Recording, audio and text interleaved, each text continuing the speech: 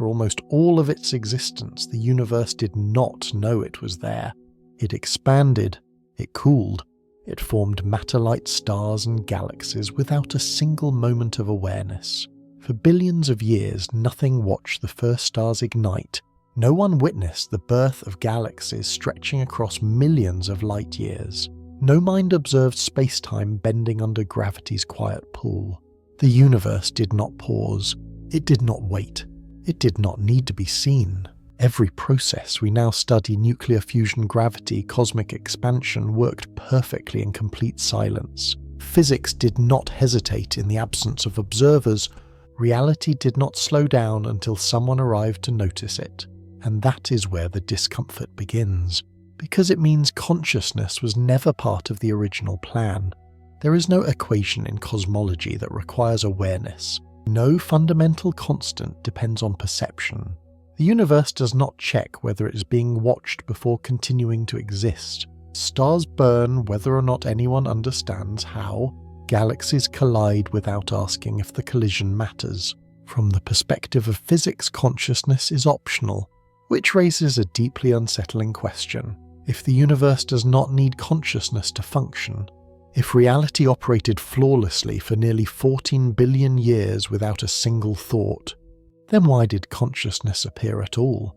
This is not a philosophical question dressed up as science. It is a structural problem hidden inside modern physics and cosmology, because if awareness is not required, not predicted, and not fundamental, then it must be something else. Not a cause, not a goal, not a built-in feature, a consequence. At some point in one small region of one ordinary galaxy, matter arranged itself in a way it never had before. Atoms formed molecules. Molecules formed chemistry. Chemistry formed life. Life formed nervous systems. And nervous systems began to experience, for the first time, the universe produced something that could ask what the universe is. Nothing in the laws of nature demanded this outcome. Nothing in the early cosmos pointed toward it. There was no moment where physics changed its rules to allow awareness to exist. The universe simply continued doing what it always does, and somehow that was enough. This creates a tension that sits at the heart of our understanding of reality. Either consciousness is a meaningless accident, an unlikely byproduct of vast numbers and blind processes, or is an emergent phenomenon that appears whenever matter crosses a very specific threshold of organization. Both possibilities are disturbing. If consciousness is an accident, then it carries no special status in the universe. It could vanish without consequence, leaving reality unchanged. If it is emergent, then it is not guaranteed. It depends on fragile conditions that may be rare in space and brief in time. In both cases, awareness is not protected by the cosmos. And yet here it is. Right now, matter is not only moving and interacting. It is thinking, it is questioning. It is trying to understand itself. The universe does not need this to happen, but for a short moment in its long history it allowed it. The question we're about to explore is not whether consciousness is important to us. It is whether consciousness means anything at all to a universe that never needed it in the first place. And to answer that, we must begin where awareness does not exist at all, in a universe that works perfectly without it. Long before the first thought ever occurred, the universe was already old. Not old in a poetic sense, but in a precise physical one. Hundreds of millions of years passed before the first stars ignited, billions more before planets stabilized. For an immense stretch of time, reality existed in a state where awareness was not just absent, it was impossible. After the Big Bang, the universe expanded and cooled with relentless simplicity. Energy spread out. Particles formed. Protons and electrons combined into the first atoms. Space filled with vast dark clouds of hydrogen and helium drifting in silence. There were no eyes to see this darkness, no memory to record it, no experience taking place anywhere. Gravity slowly gathered matter into dense regions. Over millions of years, pressure and heat climbed until nuclear fusion began. The first stars were born brilliant, violent, short-lived. They burned without being admired. They exploded without being mourned. Those early stars forged heavier elements in their cores, carbon-oxygen ion. When they died, they scattered these ingredients across space, seeding future generations of stars and planets. All of this happened without awareness. Galaxies assembled into spirals and clusters guided only by gravity and angular momentum. Vast structures formed, stretching across millions of light-years. Filaments of matter traced invisible patterns through space, connecting galaxies like threads in a cosmic web. No one noticed. For nearly 10 billion years, the universe carried out this slow construction project, building complexity layer by layer, without producing a single system capable of experiencing any of it. This is an important point. The universe did not rush toward consciousness. It did not evolve with awareness as a destination. It spent the overwhelming majority of its history in a state where experience simply did not exist. Even when planets began to form, awareness was still nowhere in sight. Worlds cooled, oceans condensed, chemical reactions grew more elaborate. On at least one planet, molecules began copying themselves. Life emerged not as thought, not as feeling, but as chemistry locked into self-sustaining cycles. For billions of years, Earth was alive but silent. Single-celled organisms dominated the planet. They reacted to their environment, absorbed energy, and replicated. They did not reflect. They did not remember. They did not wonder. Life persisted. It diversified. It grew more complex. Still, there was no experience. This long delay matters because it reveals something subtle about reality. Consciousness was not waiting just around the corner. It was not an automatic outcome once matter became complicated enough. The universe tolerated enormous amounts of structure, chemistry, and life before awareness ever appeared, which suggests that awareness is not a basic feature of existence.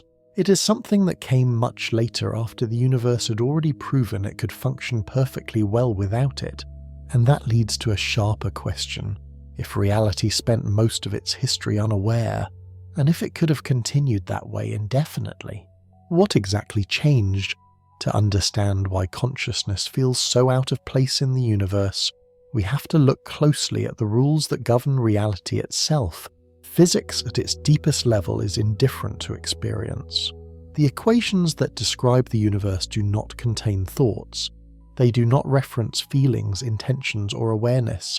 They describe how quantities relate to one another, how energy moves, how forces act, how space-time curves. A planet follows its orbit whether or not anyone observes it.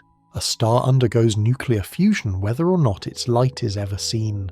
Galaxies collide according to gravity alone, even in total darkness. Nothing in these processes requires a mind.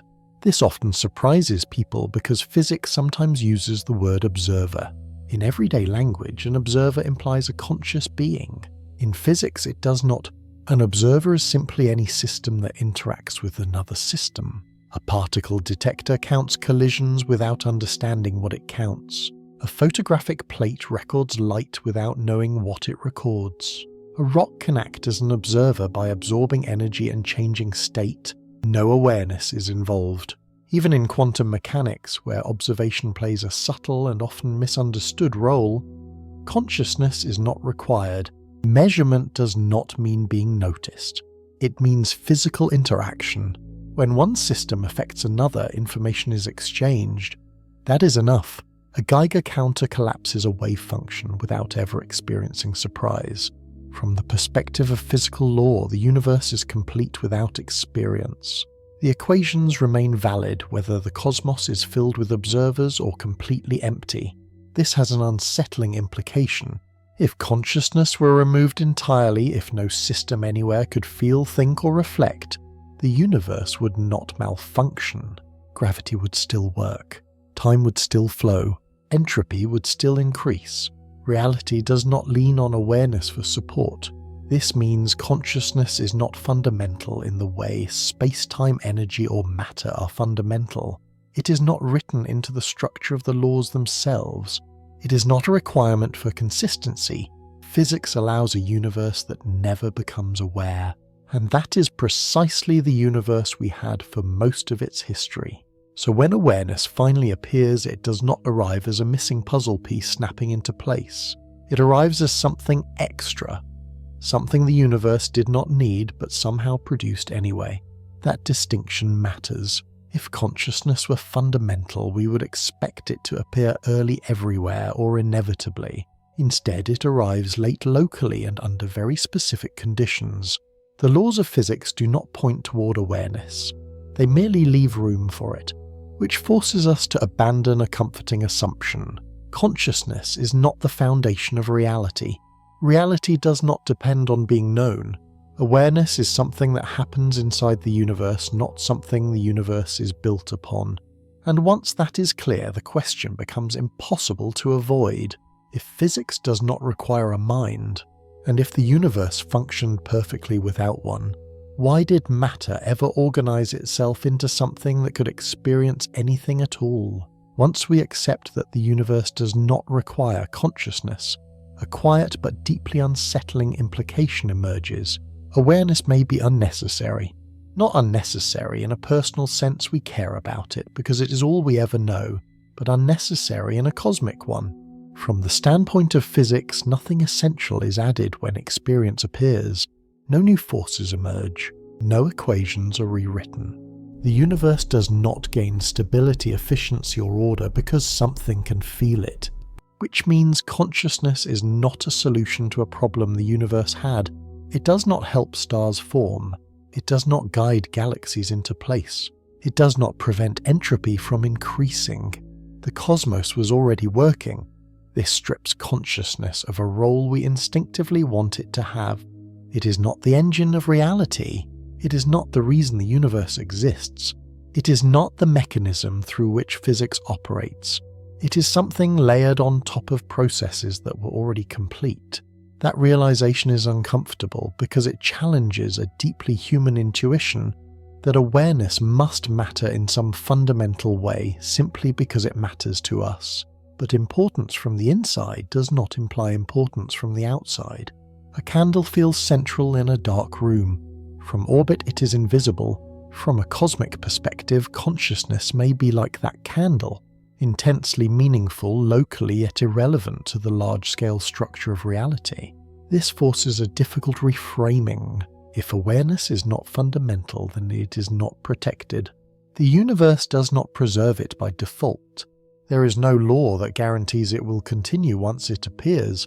Consciousness can vanish without violating any physical principle. That is not speculation. It is already happening on small scales. Individual minds fade every day. Species go extinct. Entire evolutionary lineages disappear. The universe absorbs these losses without consequence, and it could do the same on a larger scale. If consciousness is optional, then its appearance demands explanation, not because it must exist, but because it did not have to. Something about matter under very specific conditions allowed experience to emerge, and those conditions were not written into the universe as a goal or a destination. They were side effects of other processes: chemistry, energy flow, and organization. This reframes the mystery. The question is no longer why is the universe conscious? The universe is not. The question becomes narrower, colder, and more precise. Why did the universe ever produce anything that could be conscious? Why did blind laws acting without intention give rise to systems that can feel meaning? Fear, curiosity, and awe? Was it an accident of vast numbers inevitable only because the universe is large enough to try almost everything? Or does consciousness emerge whenever matter crosses a narrow threshold that physics quietly allows without ever demanding it? To answer that, we must step away from human experience entirely and examine a deeper idea, one that explains how new properties appear in the universe without any new laws being added. An idea that shows how something profoundly new can arise from processes that were never designed to create it. That idea is emergence. At first glance, the appearance of consciousness feels like something extraordinary, almost as if the universe had to invent a new ingredient to make it possible. But in science, some of the most surprising phenomena arise without anything new being introduced at all. They emerge, Emergence describes a situation where a system displays properties that do not exist in its individual parts, but appear only when those parts interact in large enough numbers and in specific ways. Nothing mystical is added. No hidden force steps in. The rules remain the same, only the arrangement changes. A single molecule of water is not wet. Wetness exists only when countless molecules move together in a coordinated way. A lone atom has no temperature. Temperature emerges when enormous numbers of particles share energy statistically. No individual bird contains the pattern of a flock. The pattern appears only when many birds follow simple rules together. In each case, the underlying laws are unchanged. The new property is real, measurable, and predictable, but it cannot be found by examining the parts in isolation. The universe is full of these emergent layers. Chemistry emerges from physics. Biology emerges from chemistry. Life emerges from molecular interactions that follow the same physical laws as everything else. At no point does the universe pause to install new rules. This is why emergence is such a powerful idea. It allows complexity to appear without intention. Order can arise without design. Entirely new kinds of behavior can exist even though the universe is still obeying the same fundamental equations. But emergence has a critical limitation. Not every arrangement of matter produces something new. Most combinations of particles remain unremarkable. They follow the rules and nothing more. Emergent properties appear only when systems reach particular thresholds of scale, interaction, and organization. This matters because it reframes consciousness. If awareness is emergent, then it is not a substance or a force. It is not inserted into the universe. It is not fundamental. It is a pattern that appears only when matter is arranged in an unusually specific way. This explains why consciousness arrives so late in cosmic history. The universe needed time to build the necessary structures. Stars had to forge heavy elements. Planets had to stabilize. Chemistry had to explore vast spaces of possibility. Life had to persist long enough for complexity to accumulate. None of this was aimed at producing experience. It was simply allowed to continue, and somewhere along that long chain of events, matter crossed a threshold it had never crossed before. Below that threshold, systems behave. Above it, something begins to experience. Emergence does not guarantee this transition. It only makes it possible. Which brings us to an uncomfortable realization. If consciousness is emergent, then it is fragile. It depends on organization, not law. Structure, not necessity. Conditions, not destiny. And that raises the next problem. The universe is full of complex systems, yet almost none of them appear to be conscious. So if emergence explains how awareness could arise, why does it seem to happen so rarely? If emergence was simply a matter of complexity, the universe should be saturated with consciousness. After all, complexity is not rare. Galaxies contain hundreds of billions of stars, each interacting through gravity in endlessly shifting patterns. Weather systems exchange vast amounts of energy and information across entire planets. Ecosystems coordinate millions of organisms through feedback loops that regulate populations, resources, and stability. These systems are intricate, they are dynamic, they respond to their environment, and yet nothing suggests that a galaxy experiences its own rotation, that a hurricane feels the winds it creates, or that an ecosystem is aware of its own balance. Complexity alone is clearly not enough.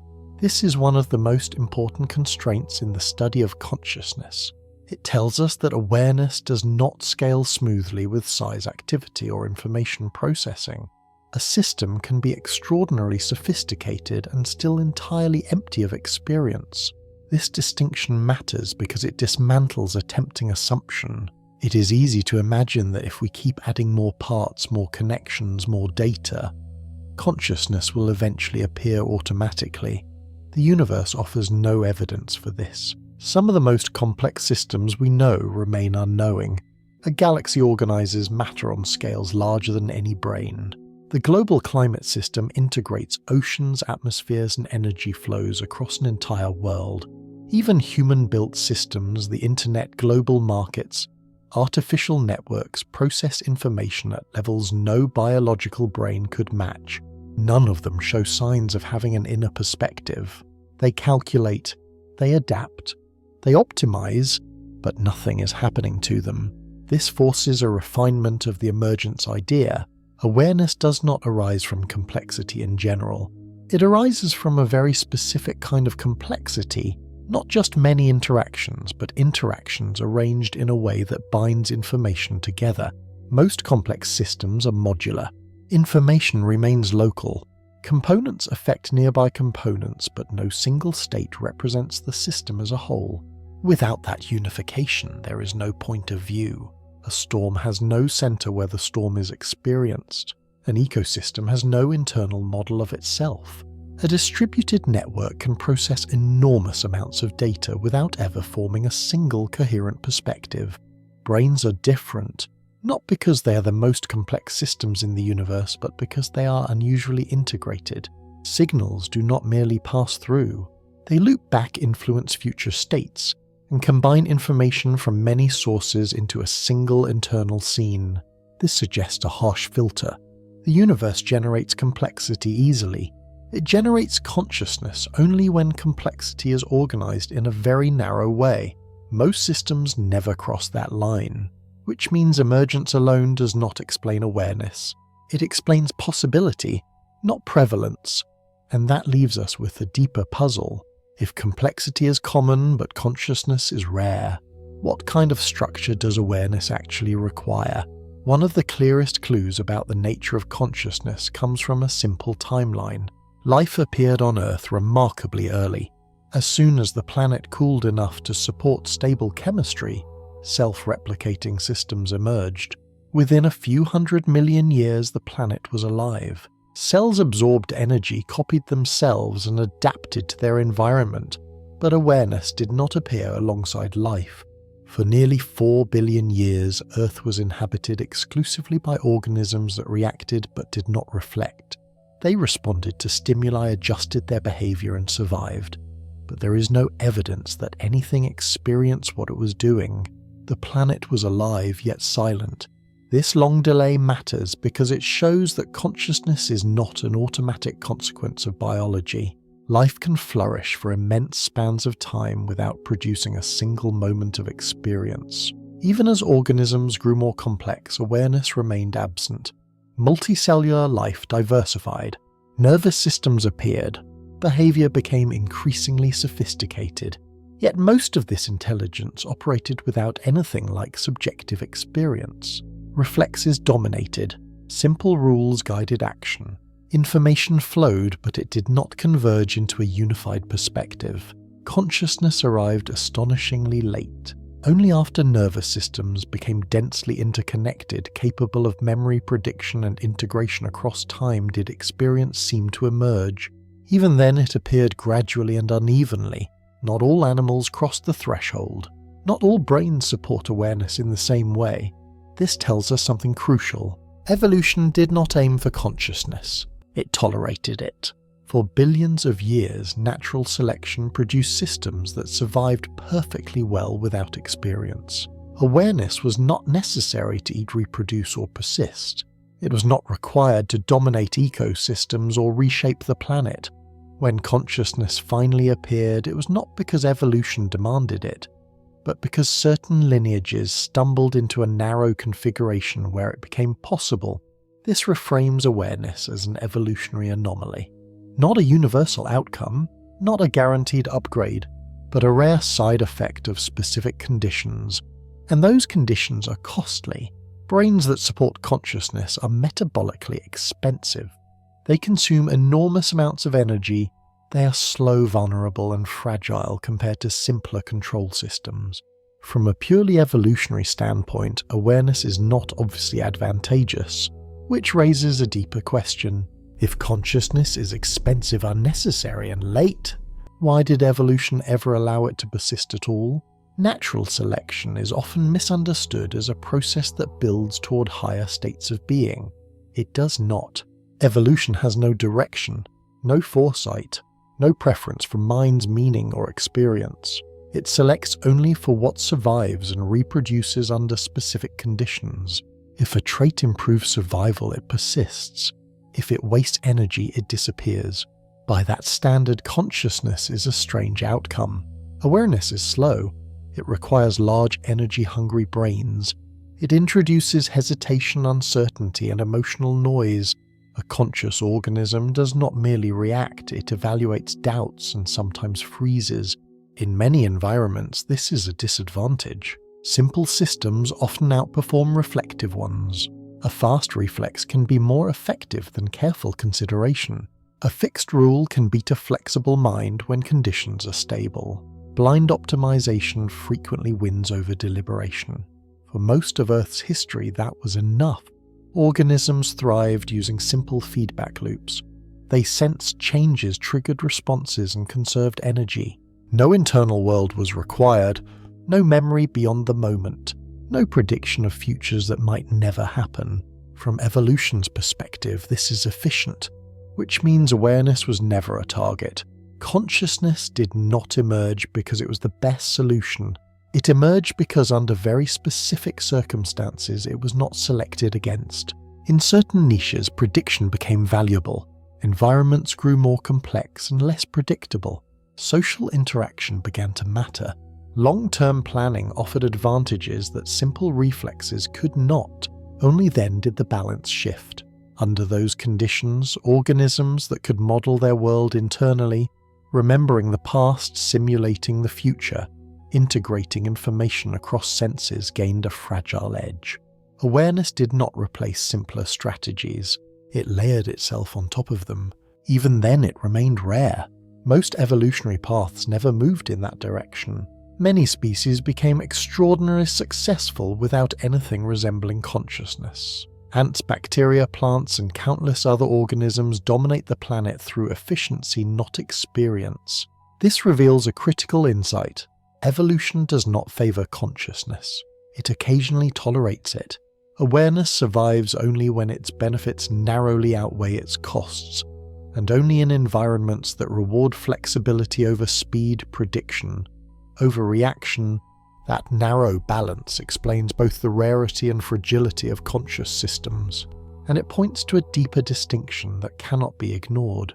If evolution can produce intelligent behavior without awareness, then intelligence and consciousness are not the same thing. To understand why awareness appeared at all, we must separate these two ideas completely. It is tempting to assume that once a system becomes intelligent enough, consciousness must follow. The universe does not support this assumption. Intelligence at its core is the ability to process information, detect patterns, and produce effective responses. None of this requires experience. Nature discovered this long before humans did. Ant colonies solve complex optimization problems without any ant understanding the system it belongs to. Slime molds find efficient paths through mazes without planning or awareness. Ecosystems regulate themselves through layered feedback loops with no central point of view. These systems are intelligent in function, yet empty of experience. They calculate without feeling. They adapt without understanding. They succeed without knowing that they do. The same distinction applies to human-built systems. Modern machines can recognize faces, translate languages, predict behavior, and outperform humans in narrow domains. They manipulate symbols with remarkable precision. They generate responses that appear thoughtful and coherent, but behavior is not experience. A system can produce correct answers without knowing what those answers mean. It can predict outcomes without caring about them. It can optimize a process without ever sensing the consequences of success or failure. There is no evidence that intelligence alone creates a point of view. This separation matters because it dismantles another comforting belief that awareness is the natural endpoint of complexity and cognition. It is not. The universe can produce systems that act intelligently without ever crossing into experience. In fact, it does so constantly. This suggests that consciousness is not a quantitative increase in intelligence. It is not more processing or faster thinking. It is something qualitatively different. Intelligence is about what a system can do. Consciousness is about what happens to a system. Most intelligent systems have nothing happening to them at all, which raises a sharp question. If intelligence can exist without experience, what additional ingredient transforms processing into awareness? To answer that, we must look beyond behavior and examine the internal structure that allows information to become something felt, not just processed but lived. If intelligence alone is not enough, then consciousness must depend on something more specific, not on what a system does, but on how its internal processes are organized. Across neuroscience and cognitive science, a consistent pattern emerges. Systems that appear conscious are not merely information processors. They are integrators. They do not handle inputs in isolation. They bind information together into a single unified state. In a conscious brain, perception does not remain separate from memory. Memory shapes expectation. Expectation alters perception. Signals loop, reinforce, and modify one another continuously. This integration is critical. A system can process enormous amounts of data while keeping that data fragmented. Many machines do exactly that. They divide tasks, parallelize computation, and isolate components for efficiency. Conscious systems do the opposite. They sacrifice efficiency for unity. Information from different sources converges into a shared internal model, a compressed representation of the world that persists over time. Past experiences influence present perception. Present perception reshapes predictions about the future. This creates continuity. Consciousness is not a collection of moments. It is a stream. Break that stream and experience dissolves. A system that resets, restarts, or fragments too easily cannot sustain awareness no matter how intelligent its outputs appear. There is another requirement that often goes unnoticed: feedback. In conscious systems, internal states matter because they affect future states. Errors are not just corrected, they are felt. Success and failure change how the system behaves next. Information is not merely processed, it is evaluated.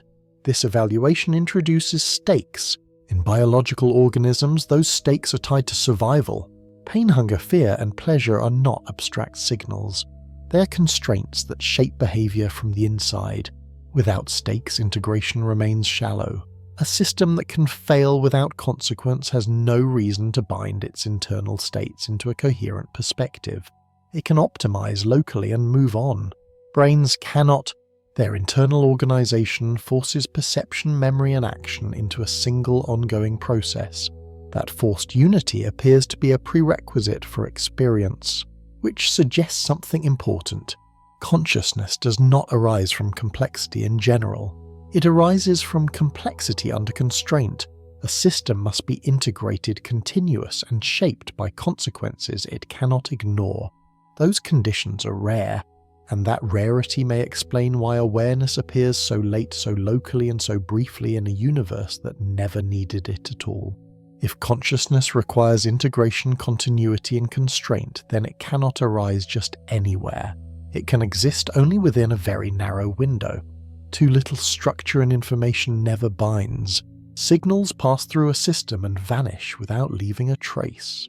There is reaction, but no memory. Activity, but no experience. Too much structure and the system becomes rigid. Information locks into fixed patterns.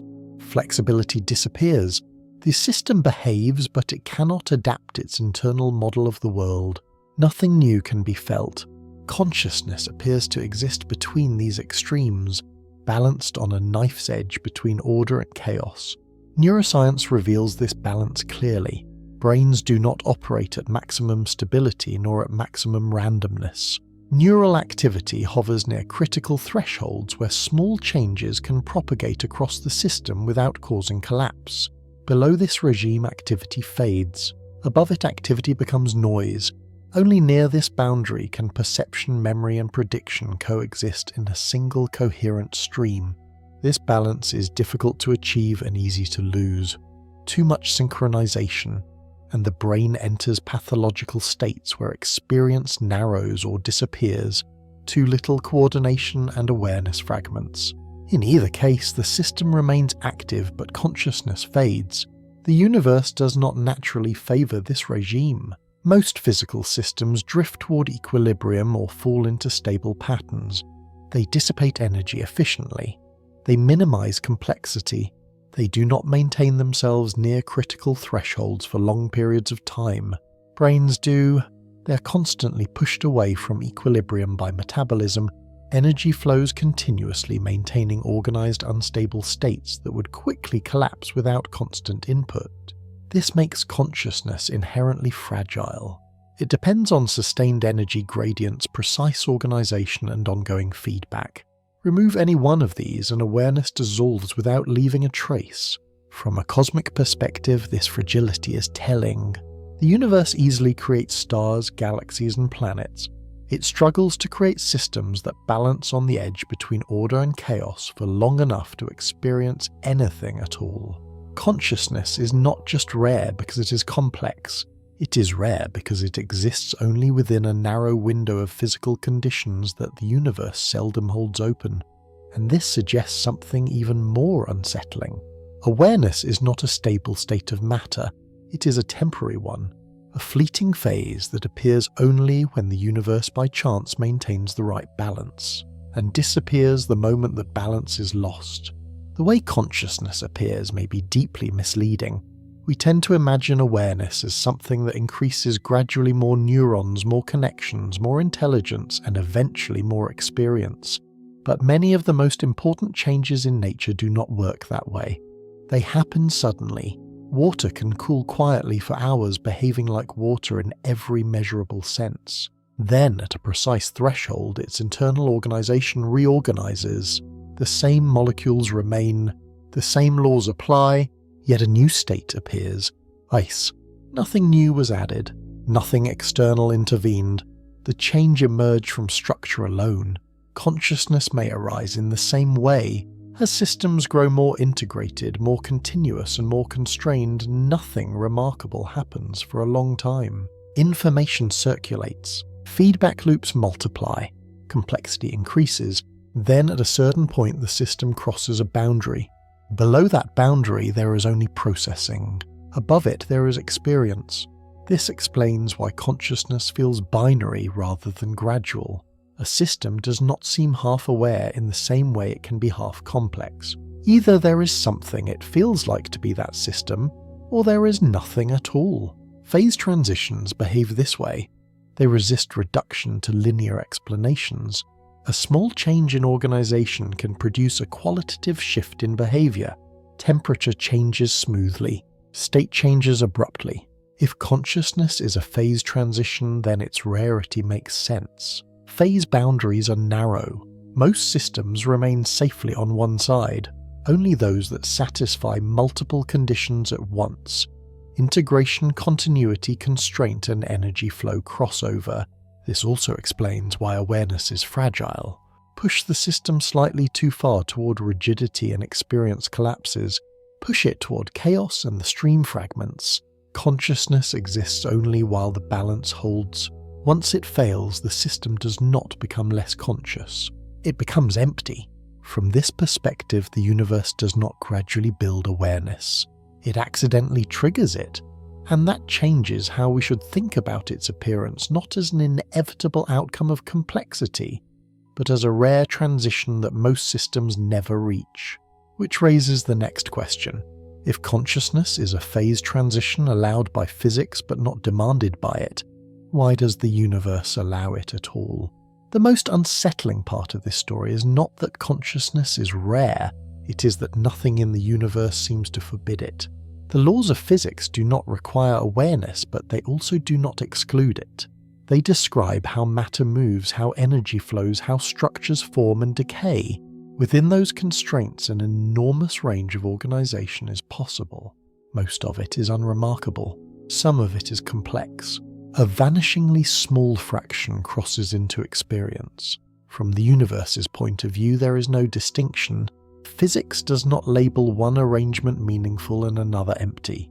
It only allows or disallows patterns based on stability, energy, and causality. If a configuration can exist without violating any law, it's permitted. Consciousness appears to be one such configuration, not a goal written into reality, but a state that becomes possible once matter is arranged deeply enough, tightly enough, and for long enough. The universe does not aim for this outcome, it merely fails to prevent it. This reframes the question in a crucial way. We should not ask why the universe creates consciousness. The universe does not create anything intentionally. We should ask why the universe is permissive enough to let awareness appear at all. The same permissiveness allows stars to form without instruction, life to arise without design, and complexity to accumulate without foresight. Consciousness may belong to this same category, a pattern that emerges not because it is favoured, but because nothing stops it. In this sense, awareness is not special to the universe. It is special within the universe, a rare configuration among countless others made possible by the same blind rules that govern everything else. This is both humbling and unsettling. It means consciousness is not protected by any cosmic principle. There is no safeguard ensuring that awareness will continue once conditions shift. The universe will not preserve it out of necessity or preference. If the conditions collapse, consciousness disappears and physics remains satisfied. And yet the fact that awareness is allowed at all carries a quiet implication. It suggests that the universe is not just capable of producing structure, but of producing structure that reflects on itself. Not because it must, but because it can, which leaves us standing between two interpretations. Either consciousness is a statistical fluke, an accident that occurred once because the universe is vast enough to try almost everything, or it is a repeatable outcome that appears whenever matter under the right constraints crosses the same threshold again. The laws of physics alone do not decide between these possibilities. To do that, we must ask a harder question. Is consciousness merely an accident of numbers, or does it follow a hidden pattern that the universe quietly permits? When something appears rare in a universe this large, there are only two broad ways to explain it. Either it is an accident, a statistical fluke produced by enormous scale, or it is the result of a hidden pattern, a consequence that emerges whenever specific conditions quietly align. Consciousness could be either. The accident explanation is tempting. The universe contains trillions of galaxies each with hundreds of billions of stars. Given enough trials, even extraordinarily unlikely events will occur at least once. In this view, awareness is no more meaningful than a rare configuration of matter that happened to persist long enough to notice itself. A roll of the cosmic dice that landed just right. If this is true, consciousness tells us very little about the universe. It is noise, a curiosity, a temporary anomaly that could vanish forever without leaving a trace. But history urges caution with this kind of reasoning. Many phenomena once thought accidental later revealed structure. Stars were once assumed to be rare cosmic oddities. Later physics showed that gravity and nuclear fusion almost guarantee their formation when matter reaches sufficient density. Life too was once considered a miracle. Today we know that chemistry naturally builds complexity under the right conditions. Neither stars nor life were planned. Neither were arbitrary. They emerge because the universe allows them to. This raises an uncomfortable possibility. Consciousness may belong to the same category. Not inevitable everywhere, not common under all conditions, but not purely random either. A phenomenon that appears whenever matter crosses a very specific threshold of organization, one we do not yet fully understand. The difficulty is that consciousness leaves no obvious physical marker. There is no particle for experience, no equation that switches on when awareness begins. We infer its presence indirectly through structure, behavior, and continuity. This makes it easy to label awareness an accident simply because its mechanism remains unclear. But absence of explanation is not evidence of randomness. If consciousness follows a hidden pattern, then its appearance is not meaningless. It is a clue, a signal that certain forms of organization inevitably give rise to experience, even in a universe that does not require it. If it is accidental, then awareness is fragile not just physically, but statistically. The universe may never produce it again. At this point, we cannot decide between these possibilities, but we can narrow the field, because one assumption must be tested before either explanation can stand: the assumption that complexity alone is enough, and the universe once again does not support it. When we imagine where consciousness might exist in the universe, we usually think in terms of space, other planets, other stars, other galaxies, but this focus can be misleading. Time may matter far more than location. The universe was not always capable of producing awareness. In its earliest moments, everything was too hot, too dense, too violent. Atoms could not exist. Chemistry was impossible. No stable structures could persist long enough to support complexity of any kind. For hundreds of millions of years, the cosmos was dark and simple. Stars had not yet formed. Heavy elements did not exist. Planets were unimaginable. Even after the first stars ignited, the universe was still hostile to awareness. Early stars lived fast and died young, burning through their fuel in a fraction of the time required for planets to cool, stabilize and develop complex chemistry. Consciousness could not appear, not because it was unlikely, but because it was physically forbidden. Only much later did the universe enter a narrow era where conditions softened. Multiple generations of stars forged heavy elements. Long-lived stars formed. Stable planetary systems became possible. Energy gradients existed that were strong enough to drive complexity but gentle enough to let it persist. This window didn't open immediately, and it will not remain open forever. As time moves forward, usable energy slowly disappears. Stars exhaust their fuel. Galaxies run out of gas. The universe expands, thins and cools. Energy gradients weaken. The processes that sustain complex organization become harder to maintain. Consciousness is squeezed between two extremes. Too early and the universe is too chaotic to support it. Too late and the universe becomes too quiet to sustain it. This places awareness in a temporary middle phase of cosmic history. Not at the beginning, not near the end, but in a narrow interval where conditions are just right. This perspective changes the scale of the problem. The question is no longer simply how many places in the universe could host consciousness. It is how many moments in the universe's entire history ever allow it at all. Even a vast universe can produce very few opportunities if the window is thin, which leads to a sobering realization: we may not just be rare in space, we may be rare in time. If consciousness depends on a narrow window in time, then it is not a permanent feature of the universe. It is a phase. For most of cosmic history, awareness could not exist. In the distant future, it may no longer be possible. Between those two extremes lies a brief interval, where matter can organize deeply enough, remain stable long enough, and sustain energy flow gently enough to experience anything at all. From this perspective, consciousness is not something the universe has, it is something the universe passes through. This is a difficult idea to accept because it removes awareness from any privileged position. It suggests that experience is not woven into reality at a fundamental level, but appears only under temporary conditions like ice, forming in a cooling cloud then melting away when the balance shifts. Stars will burn out. Planets will freeze or boil away. Galaxies will exhaust their fuel. And when those processes run their course, nothing in physics guarantees that awareness will persist.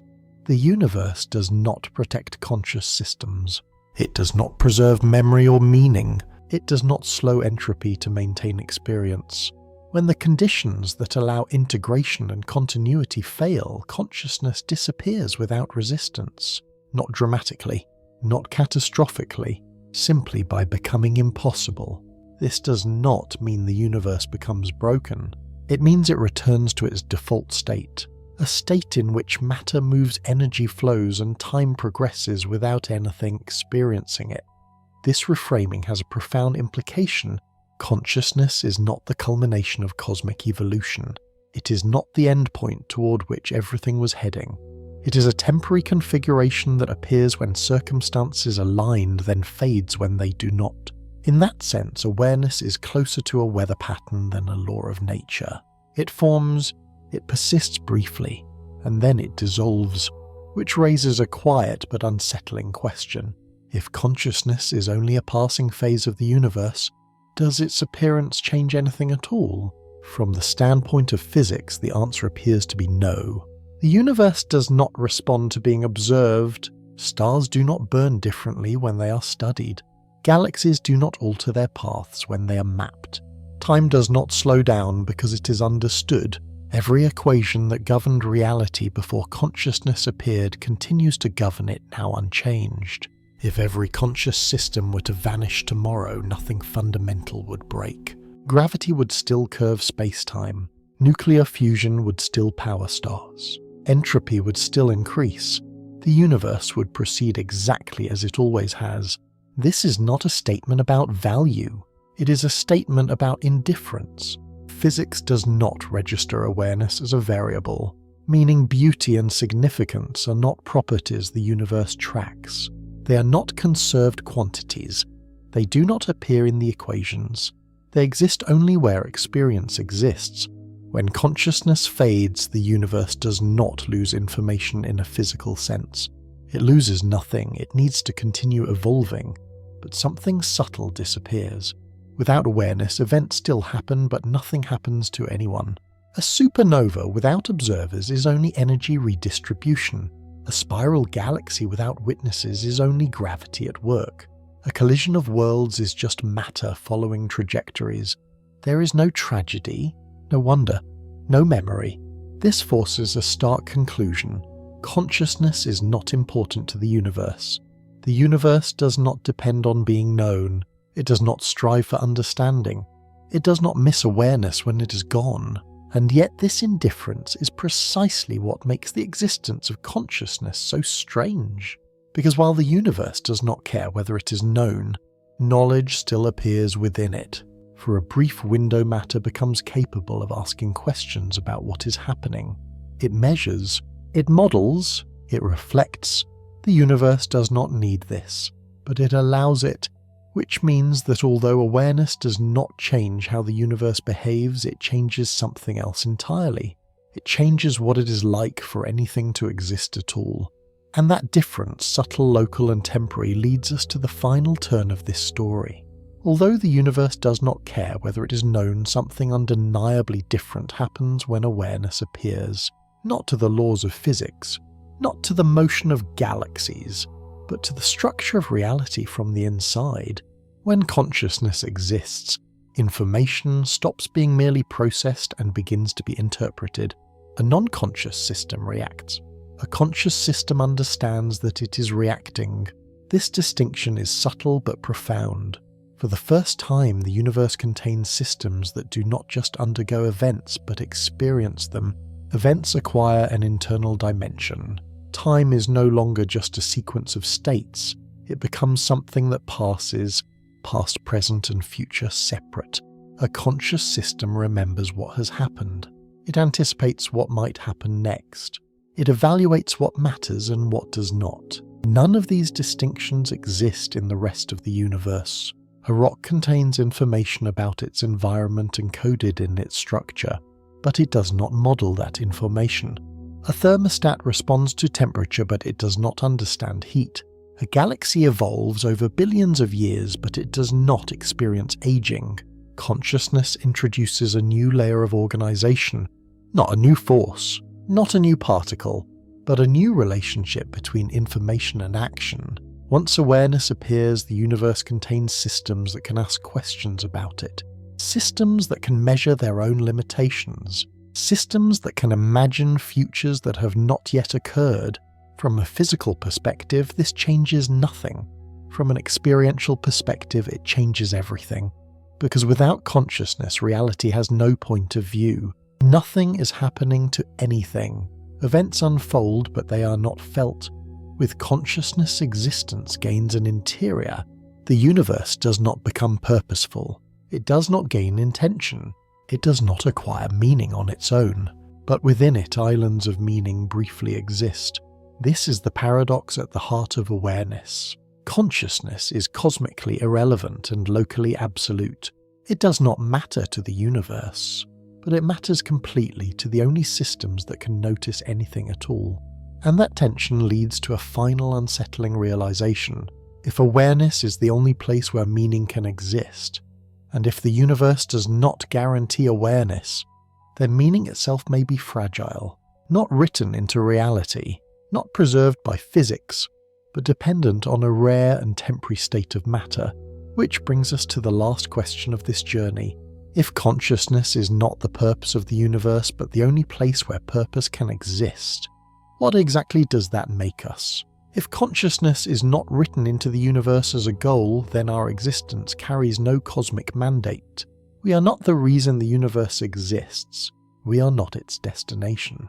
We are not the point toward which everything was moving. This idea is unsettling because it removes a familiar comfort. It tells us that awareness was not promised. It was not owed. It was not guaranteed. And yet it happened. Not as a miracle, but as a process. Matter followed simple rules. Energy flowed from high gradients to low ones. Structures formed where they were allowed to form. Over immense spans of time, those structures became layered, integrated, and constrained in just the right way. And somewhere along that path, experience appeared. This reframes what we are. We are not separate from the universe, observing it from the outside. Every atom in our bodies was forged in ancient stars.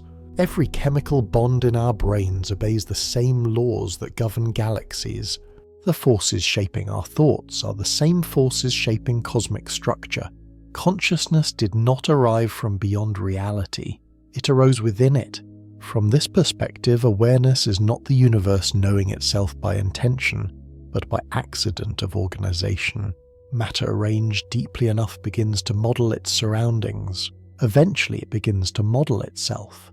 When we look out into space, the universe is not being observed from some external vantage point. It is being examined from within one of its own transient configurations. We are not the universe's meaning, but we are one of the rare ways meaning can briefly exist. This distinction matters. It strips away both arrogance and despair. We are not cosmically special in the sense of being chosen or central, but neither are we insignificant. We are an improbable outcome, a narrow configuration that blind laws happen to allow, a process where physics becomes perception, where energy flows become curiosity, where matter briefly asks what it is made of. Nothing in the universe ensures this process will last. Nothing promises it will happen again. But while it exists, something unprecedented occurs. The universe gains a perspective, not everywhere, not forever, but here. And that leaves us with one final unresolved question, one that does not close this story but opens the next. For most of its history, the universe did not know it existed. It expanded, cooled, and organized itself in silence. Stars ignited and died. Galaxies formed and drifted apart. Physics worked flawlessly without witnesses and without memory. Then, under rare and fragile conditions, something changed. Matter arranged itself in a way that could experience being matter, not because the universe required it, not because reality needed observers, but because nothing in the laws of nature prevented it. For a brief moment in cosmic time, the universe became aware from the inside. This awareness did not alter gravity. It did not rewrite thermodynamics. It did not slow entropy or guide evolution toward a final goal. But it did something no other physical process can do. It allowed the universe to be questioned. Every telescope, every equation, every attempt to understand reality exists only because this rare configuration still holds. When it fails, the questions will stop, not because they were answered, but because there will be no one left to ask them. This is the quiet tension at the heart of existence. Consciousness is not necessary. It is not guaranteed. And it is not protected, yet it appeared anyway, which leaves us with a final unsettling uncertainty. If awareness is not required by the universe, and if it depends on narrow conditions in both space and time, how many times has this actually happened? Across 2 trillion galaxies over nearly 14 billion years of cosmic history, how often has matter crossed the threshold from blind process to experience? Is consciousness scattered across the universe in countless fragile pockets? Or are we living inside one of the rarest outcomes nature can produce? That question cannot be answered by looking outward alone. To explore it, we must ask not where life exists, but how often the universe ever gets the chance to wake up at all. And that is where the next chapter begins. The universe is unimaginably large. It contains roughly 2 trillion galaxies. Each one holds hundreds of billions of stars. Around many of those stars, planets almost certainly exist. Worlds form orbit and age across distances so vast that light itself takes millions of years to cross them. At first glance, this scale feels decisive. With so many chances, awareness should be everywhere. Minds should be common. The cosmos should be crowded with perspectives, thoughts, and experiences unfolding in parallel. And yet the universe is silent. Not quiet in the sense of empty. Space is full of motion. Stars burn. Galaxies collide. Radiation floods the void. Physics is endlessly active. But silence in another sense. No confirmed signals. No unmistakable traces of awareness. No evidence that the universe is filled with things that know they exist. This is the tension that has haunted modern cosmology. A universe vast beyond intuition, and an apparent absence of minds. For decades, this puzzle has been framed as a question of technology or communication. Perhaps civilizations are too far apart. Perhaps they self-destruct. Perhaps we're not listening in the right way. But there is a deeper possibility that is rarely considered. What if the silence is not about distance? What if it is about rarity? What if the problem is not that conscious beings are hiding, but that consciousness itself is extraordinarily uncommon? The universe may be full of activity without awareness, full of systems that calculate, adapt, and evolve without ever experiencing anything. Worlds may form and die without a single moment of perspective ever arising on them. If that is true, then the silence is not mysterious. It is expected, because awareness is not something the universe produces easily. It is not guaranteed by scale. It is not multiplied simply by adding more stars or more planets. The universe can be vast and still mostly asleep. This forces a shift in the question we're asking, not where is everyone, but something far more unsettling. How often does the universe ever wake up at all? Across billions of years and trillions of galaxies, how many times has matter crossed the narrow threshold from blind process to experience? Is consciousness scattered thinly across the cosmos? Or are we living inside one of the rarest outcomes nature can produce? To answer that, we must begin by dismantling a powerful intuition, the idea that size alone guarantees awareness. It is easy to assume that size solves everything. When we hear that the universe contains 2 trillion galaxies, our intuition immediately jumps to abundance. With so many stars and worlds, it feels almost impossible that awareness would appear only once, or only a handful of times. But the universe does not reward scale in the way we expect. Scale multiplies possibilities, but it also multiplies failure. A lottery with billions of tickets does not guarantee a winner if the probability of success for each ticket is close to 0. The number of trials matters only if the conditions for success are not vanishingly rare. The universe works the same way. Most regions of space never even reach the starting line. They're too empty, too violent, too unstable, or too short-lived to support long chains of organization. Vastness creates room for variation, but it does not soften the underlying constraints. Adding more galaxies does not relax the rules. Each potential site for awareness must still satisfy the same unforgiving requirements: long-term stability, manageable energy flows, chemical richness, time uninterrupted by catastrophe, a precise balance between order and chaos. If any one of these fails, the attempt collapses not gradually but completely. This is why size alone is a misleading guide. The universe is enormous, but most of it is empty. Most stars burn too fast or too violently. Most planets are frozen, scorched, or stripped of their atmospheres. Most environments never sustain the continuity needed for complex organization to persist, let alone reflect. Awareness does not emerge because there are many places. It emerges only in places where everything goes right for a very long time, and those places do not scale easily. In fact, scale can work against consciousness. Larger structures tend to be more energetic, more chaotic, and less stable. The calm conditions required for deep integration are not the default state of a vast universe. This reframes the silence we observe. The absence of obvious awareness is not evidence that we are failing to detect it. It may be evidence that there is very little to detect in the first place.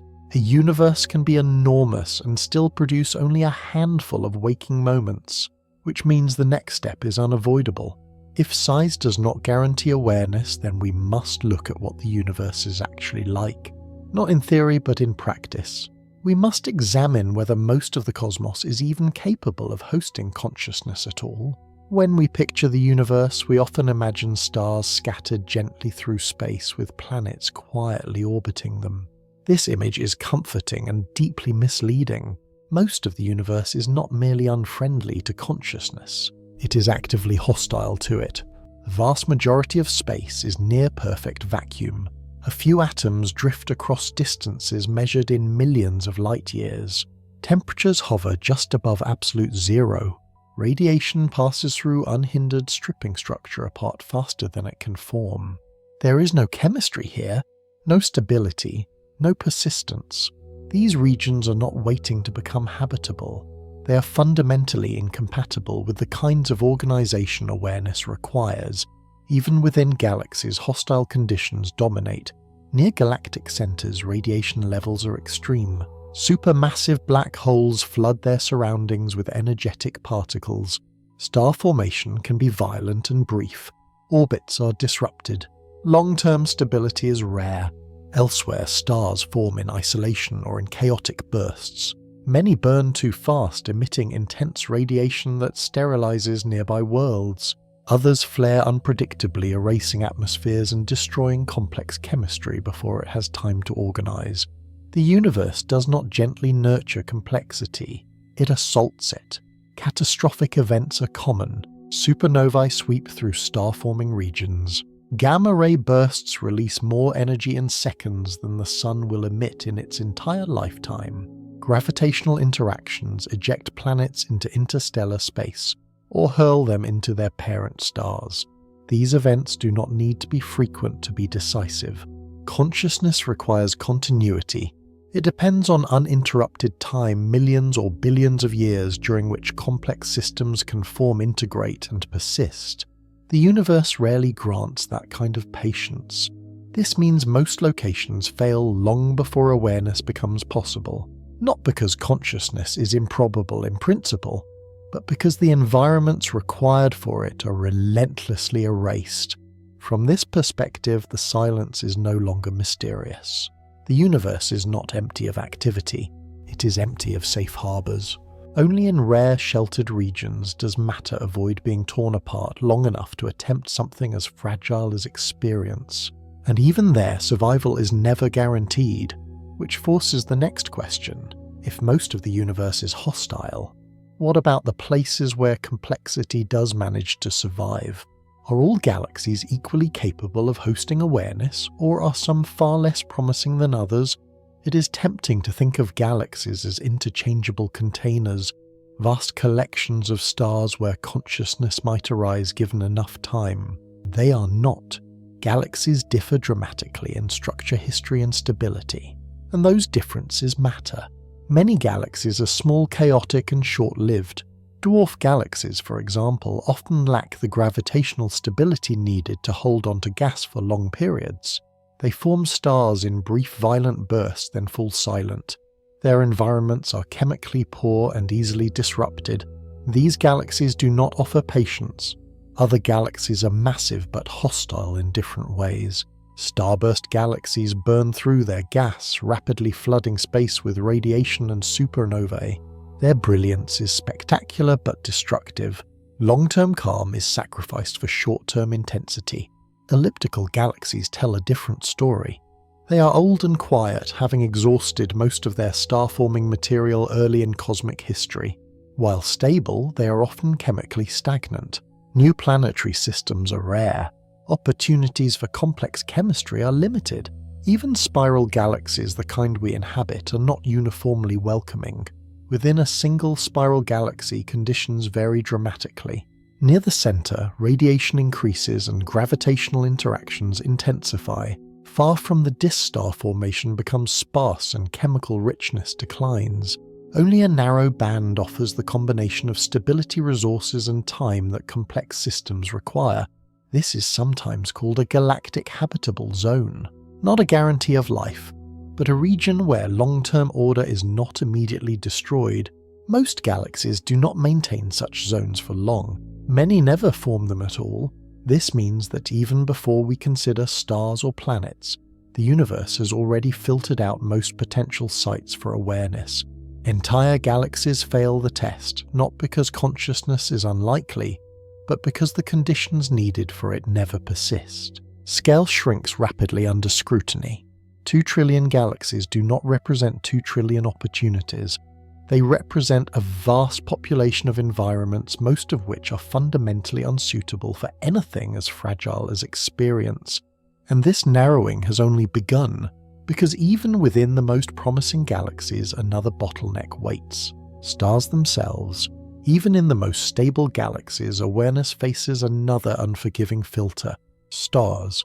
Not all stars are equal, and most are poor hosts for anything that requires time, stability, and restraint. Many stars burn far too quickly. Massive stars live fast and die violently, exhausting their fuel in millions of years.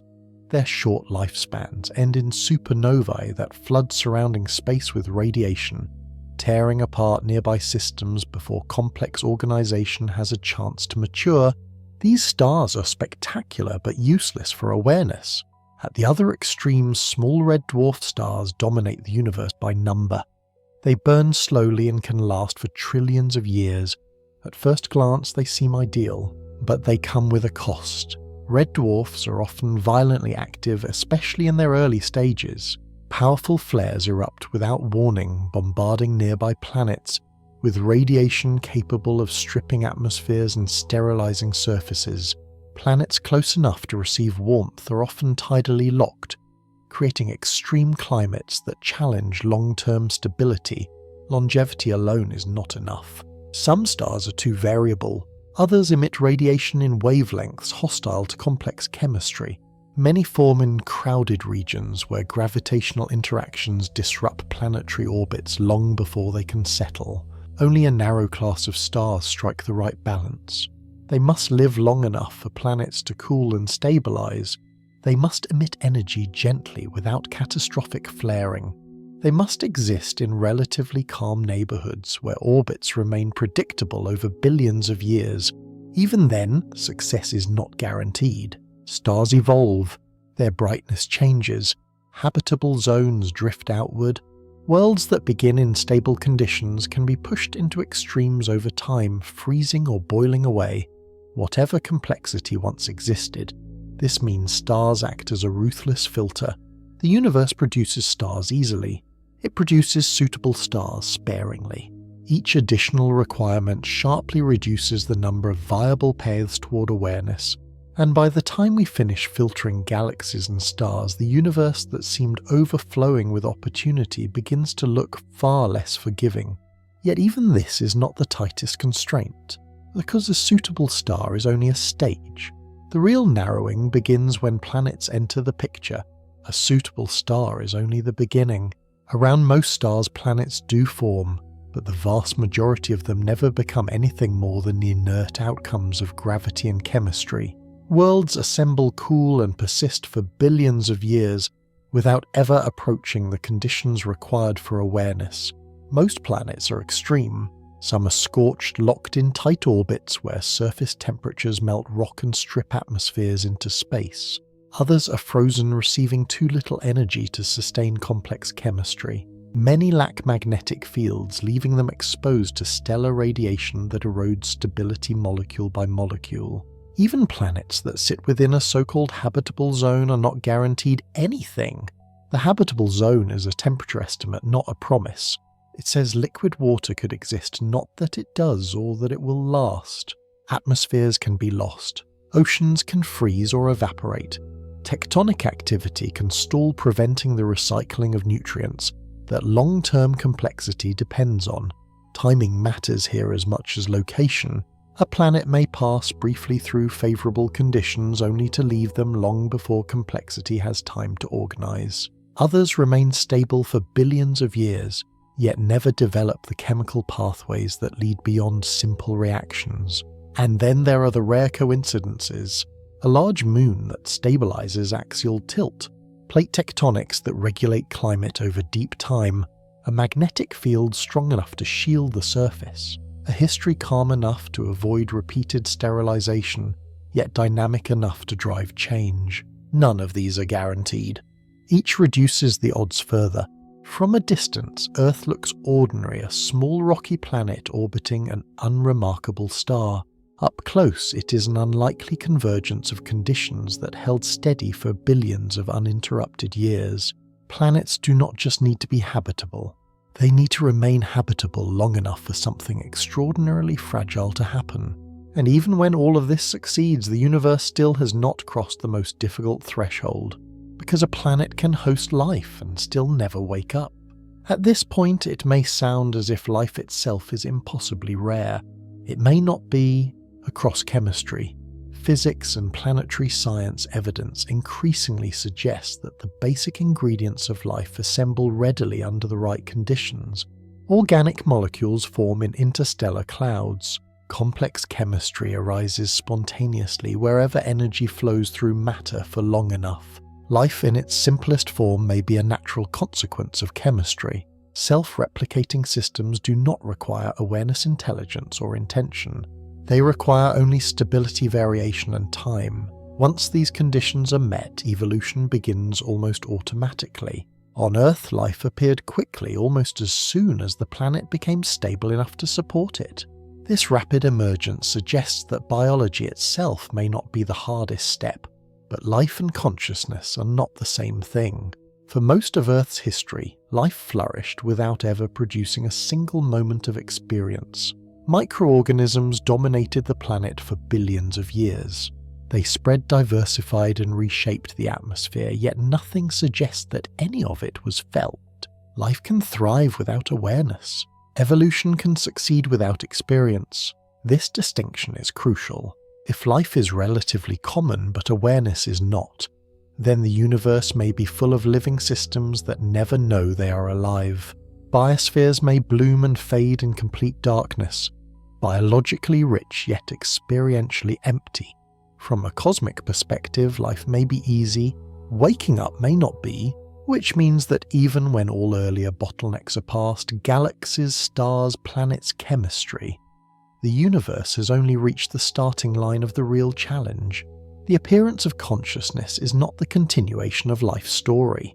It is a break from it, and that break is far rarer than life itself. Earth offers the clearest evidence that consciousness is not a natural endpoint of life. For nearly 4 billion years our planet was alive, and yet nothing was awake. Single-celled organisms dominated the oceans.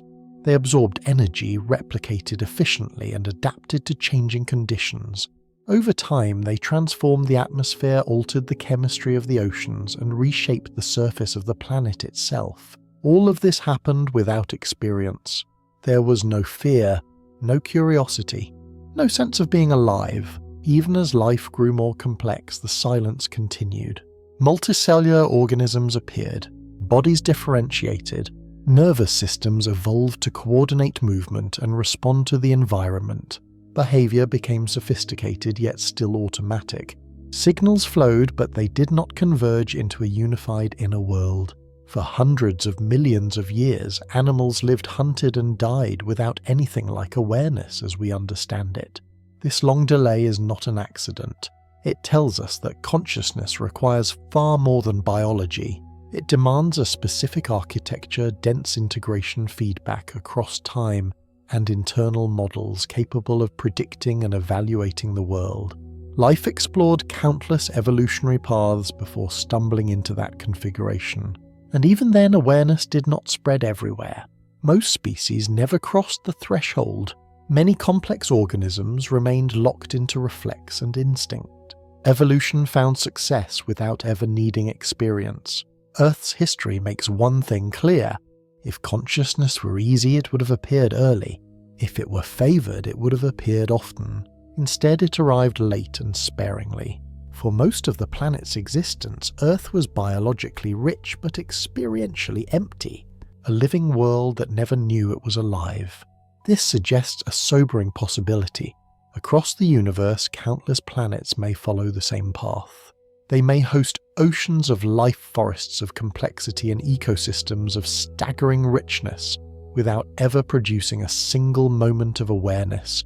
Life may be common, but the long silence before consciousness may be the rule, not the exception. It is tempting to think of consciousness as an upgrade, a natural improvement that life would inevitably converge toward. Evolution disagrees. From the perspective of natural selection, awareness is not a reward, it is a cost. Consciousness requires large, energy-hungry nervous systems. It demands time for learning memory and internal simulation. It introduces hesitation, doubt, and emotional distraction. A conscious organism does not simply react, it reflects. And reflection is slow. In many environments, slowness is fatal. Most forms of life succeed precisely because they do not think.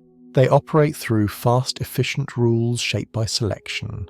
When a stimulus appears, a response follows immediately. No internal debate, no uncertainty, no wasted energy.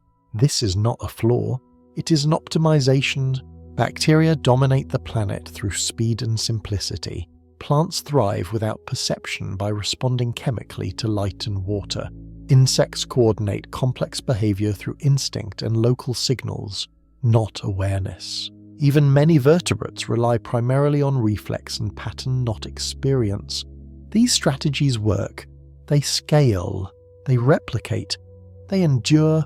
From evolution's point of view, awareness is unnecessary for most niches.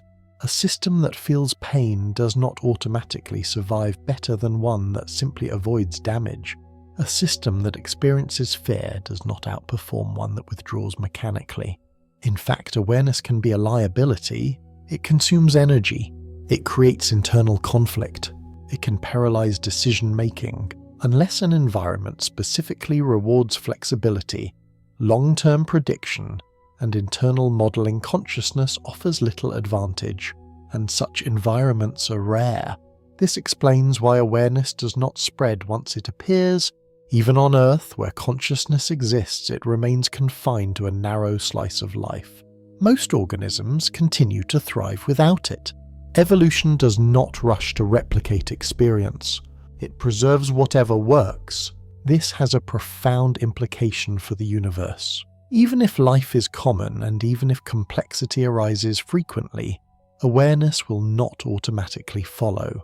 Most biospheres may remain permanently unconscious, not because they fail, but because they do not need to wake up. From a cosmic perspective, this makes consciousness doubly rare. It is not only hard to produce, it is often selected against, which means that even on worlds teeming with life, the universe may never cross the final threshold from activity to experience. And that forces the next question. If awareness is not favoured by evolution, what kind of systems ever manage to sustain it at all? If awareness is costly and often unnecessary, then evolution has another option. Build intelligence without experience. This may sound counterintuitive because we tend to link intelligence and consciousness together. In human terms, they feel inseparable, but biology and increasingly technology shows that they are not. A system can solve problems, adapt to new situations, and optimize its behavior without ever experiencing what it is doing. On Earth, this is already widespread. Ant colonies allocate labor, manage resources, and respond to environmental threats with remarkable efficiency. No individual understands the colony. There is no central awareness. Intelligence emerges at the system level while experience is absent at every level. Ecosystems behave in a similar way. They regulate populations, recycle nutrients, and maintain stability through layered feedback loops. The system functions intelligently, yet nothing within it feels what the system is doing. These are not primitive failures on the way to consciousness. They are successful solutions. From a cosmic perspective, this kind of intelligence is far more economical. It avoids the metabolic cost of awareness. It reacts faster. It scales more easily. It survives disruption better than fragile integrated minds. If evolution favors efficiency, then intelligence without experience may be the dominant outcome across the universe. Civilizations, if they exist elsewhere, may never resemble conscious societies. They could be networks of systems that calculate, predict, and act without any internal point of view. Structures that expand, communicate, and manipulate their environment, while remaining entirely empty on the inside. From the outside, they might look purposeful. From the inside, there is nothing there. This reframes a familiar puzzle. Perhaps the universe is not silent because intelligence is rare. Perhaps it is silent because intelligence does not require awareness. Signals may be optimized, not expressive. Actions may be coordinated, not experienced. Complex activity may unfold without anyone knowing it is happening. If this is true, then searching for consciousness by looking for intelligence may be a mistake. The universe could be full of systems that think in a functional sense but never wake up, which leads to a more disturbing possibility. The rarest thing in the cosmos may not be life. It may not even be intelligence. It may be experience itself. And if that is the case, then the silence we observe is not empty. It is unconscious. For decades, the silence of the universe has been treated as a mystery of communication. If intelligent life is common, we ask then where is everyone? Why do we not detect signals, artifacts, or unmistakable signs of advanced civilizations spread across a galaxy that is more than 13 billion years old? This question assumes something subtle and possibly incorrect.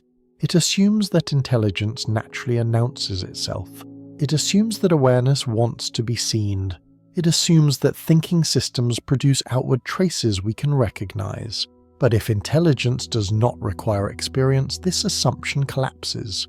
The universe may not be empty of advanced systems. It may simply be empty of anything that cares it exists. In that case, the Fermi paradox dissolves. There is no great silence to explain, no missing chorus of voices, no cosmic loneliness in need of resolution, because there may be no voices at all. Functional intelligence has no reason to broadcast its presence. A system optimized for survival efficiency or expansion does not benefit from announcing itself across interstellar distances. Communication is costly. Exposure invites risk. Silence can be the optimal strategy. More importantly, a non-conscious system has no curiosity. It does not wonder whether it is alone. It does not seek confirmation of its existence. It does not care about contact.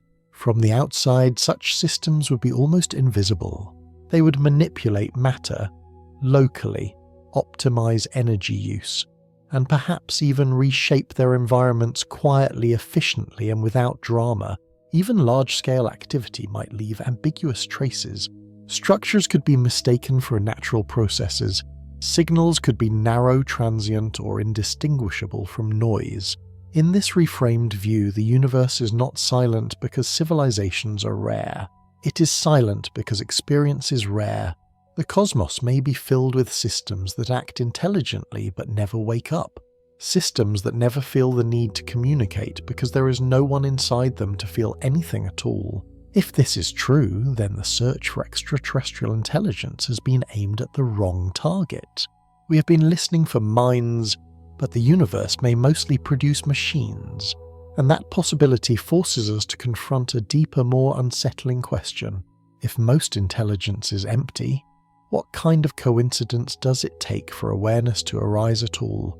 If awareness is as rare as the silence suggests, then its appearance cannot hinge on a single condition. It must require many things to go right at the same time, not sequentially, but simultaneously. A stable galaxy is not enough. A suitable star is not enough. A habitable planet is not enough. Even life itself is not enough. Consciousness appears only when several narrow constraints overlap, and that overlap is vanishingly rare. First, there must be long-term environmental stability. Not millions of years, but billions. Enough time for complex systems to form, fail, reorganize and deepen without being erased by catastrophe. Second, there must be a continuous moderate flow of energy. Too little and complexity stalls. Too much and structure is destroyed. Awareness requires energy that is steady, predictable, and gentle enough to sustain integration. Third, matter must organize into systems that integrate information deeply. Not just local processing, but global binding, where perception, memory, and prediction merge into a single internal state that persists through time. Fourth, the system must be constrained by consequences. Internal states must matter. Errors must have costs. Success must change future behavior. Without stakes, information remains shallow and fragmented. And finally, these conditions must coexist, not one after another, not intermittently, but together continuously for long enough to cross a critical threshold. Most environments fail at least one of these requirements. Many fail several. Some come close but collapse before integration can deepen. Others remain stable but never develop the architecture required for experience. This is why consciousness cannot be estimated by multiplying probabilities casually. The conditions are not independent. They are tightly coupled, fragile, and easily broken. A single disruption, an orbital shift, a radiation spike, a loss of energy flow can erase millions of years of progress in an instant. From this perspective, awareness is not just rare, it is precarious. The universe may attempt this configuration countless times only to fail almost every time before the threshold is crossed. Not because awareness is forbidden, but because sustaining the necessary coincidences is extraordinarily difficult. And yet the universe succeeded at least once, which leads to a troubling thought. If consciousness requires this many coincidences, how many times did the universe almost wake up and fail? When we ask how often consciousness appears in the universe, it is tempting to count locations. How many planets? How many stars? How many galaxies? But this framing misses a deeper constraint. Consciousness is limited not only by where it can exist, but by when. Even the most promising environments do not remain promising indefinitely. Conditions shift. Energy flows weaken or intensify. Stability erodes. What was once a narrow window opens briefly, then closes. This means awareness does not just need the right place, it needs the right moment. A planet may orbit a stable star in a calm region of a galaxy with liquid water and rich chemistry. Yet if these conditions last only a few 100 million years, they may still fall short. Complexity needs time to explore possibilities. Integration deepens slowly. Awareness does not appear on demand. The universe is impatient. Stars brighten as they age. Habitable zones drift. Planetary climates destabilize. Impacts occur.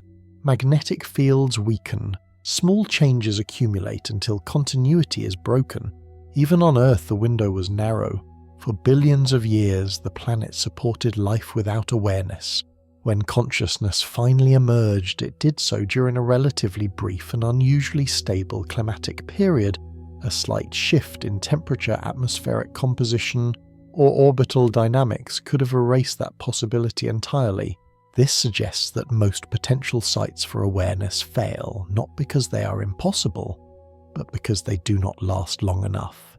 The universe offers many near misses, worlds where chemistry almost stabilizes, biospheres that nearly integrate, systems that approach the threshold then collapse. From a distance, these failures leave no trace.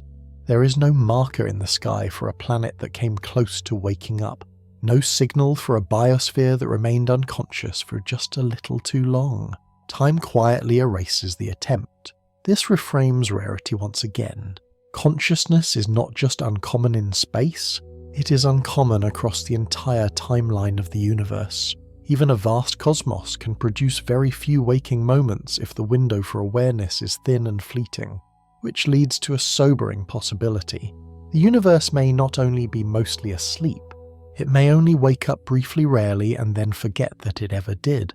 From the outside, the universe looks indifferent and unchanging. But beneath that appearance, it may be constantly attempting something extraordinarily fragile. Again and again, conditions align just enough for complexity to deepen. Chemistry organizes, life takes hold. Networks grow denser, information begins to circulate in more integrated ways, and then almost always something breaks. A nearby star erupts, an orbit destabilizes, a climate tips too far in one direction. Energy flows weaken or become too violent. The attempt ends. These failures do not announce themselves. They leave no obvious scars at cosmic scales. A planet that nearly developed awareness looks no different from one that never came close. From light years away, both are just silent rocks orbiting distant stars. This suggests a haunting possibility. The universe may attempt to wake up far more often than we realize, and fail almost every time. Most attempts may stall just below the threshold. Systems may become complex, adaptive, and intelligent in limited ways, yet never cross into experience. Others may cross briefly only to lose the delicate balance required to sustain awareness. If consciousness is a phase transition, then many systems may approach the boundary without ever fully crossing it.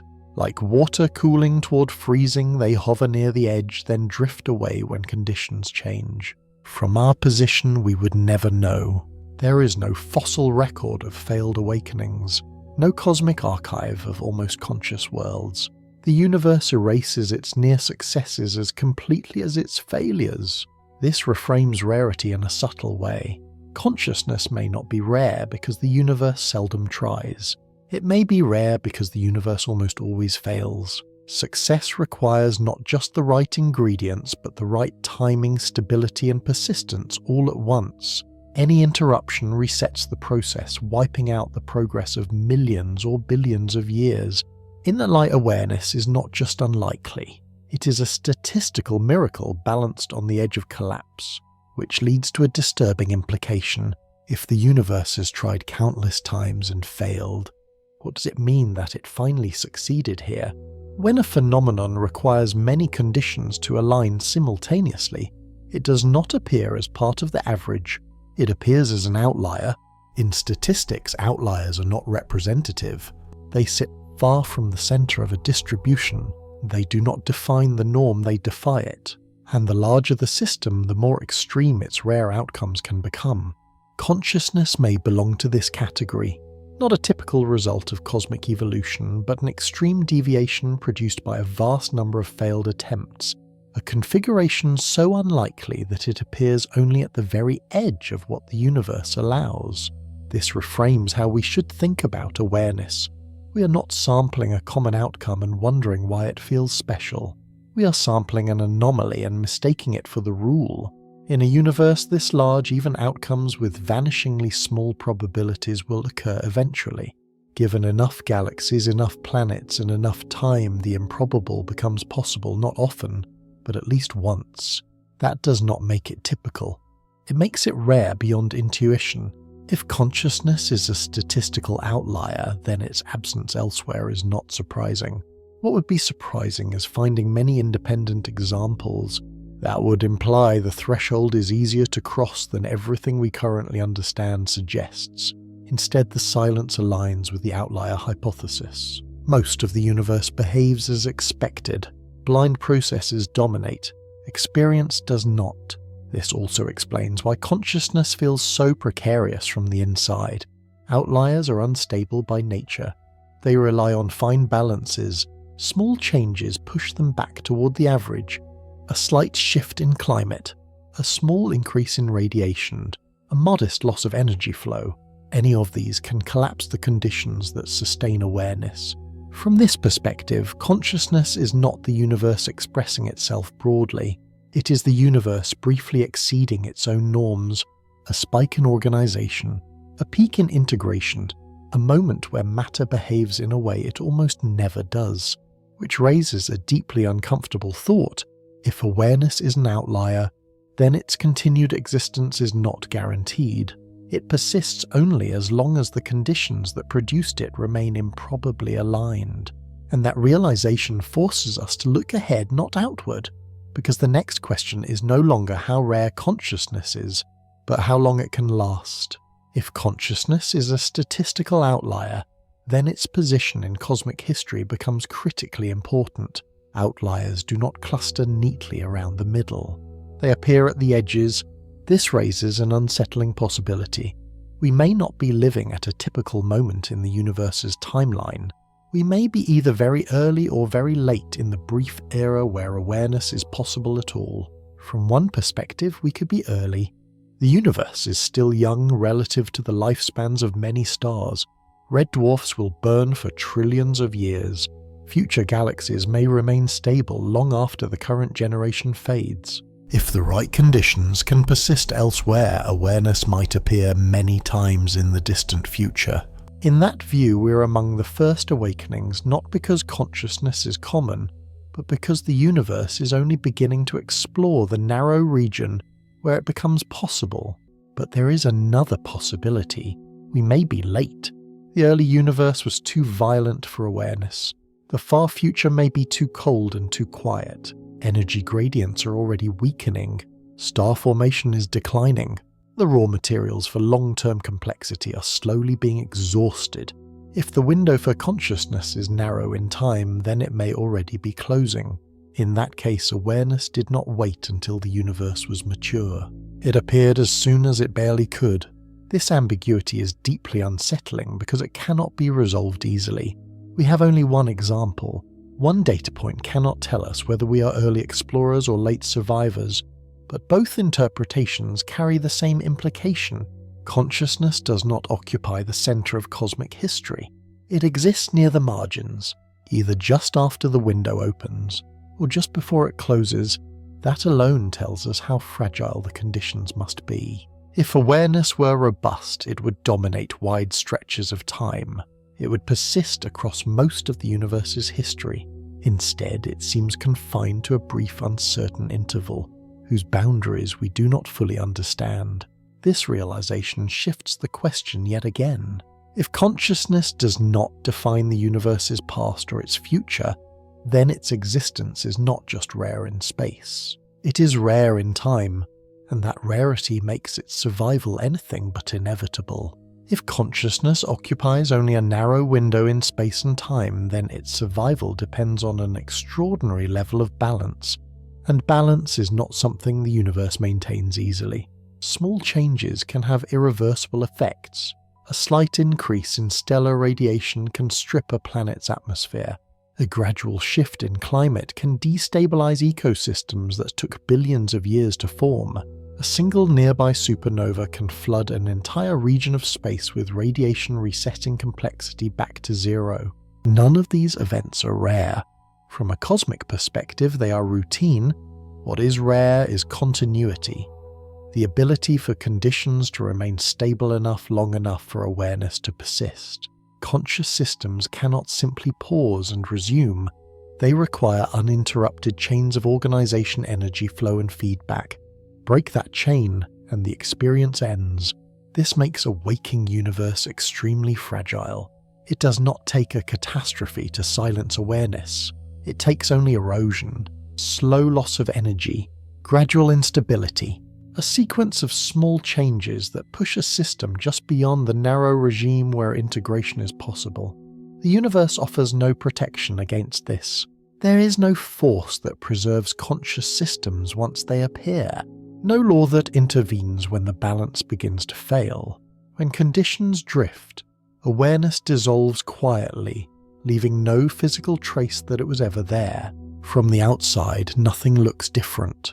A planet that once hosted experience and a planet that never did are indistinguishable once the process ends. The universe does not remember which worlds briefly woke up. This means that even when consciousness appears, it exists on borrowed time. Not because it is doomed by intention, but because it is unsupported by default. It survives only while improbable conditions continue to hold.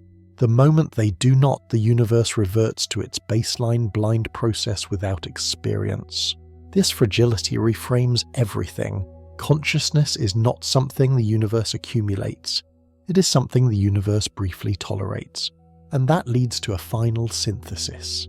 If awareness is this rare, this fragile, and this temporary, what does that say about the universe as a whole? Is it mostly asleep by necessity, or simply indifferent to waking at all? When all the constraints are placed side by side, a stark picture emerges. The universe is not empty. It is not inactive.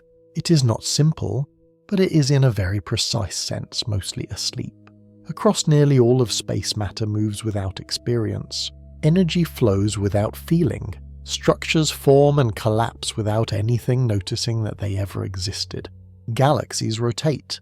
Stars ignite and fade. Planets orbit in silence. Nothing is happening to anyone. This is not because the universe lacks complexity. It is filled with it. Nor is it because the laws of physics forbid awareness. They do not. The universe is asleep because the conditions required for waking are extraordinarily narrow and almost never sustained. Most regions never come close. Some approach the threshold then fall back.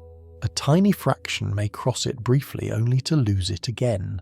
From this perspective, awareness is not a common feature sprinkled thinly across the cosmos. It is an exception that punctuates an otherwise unconscious reality.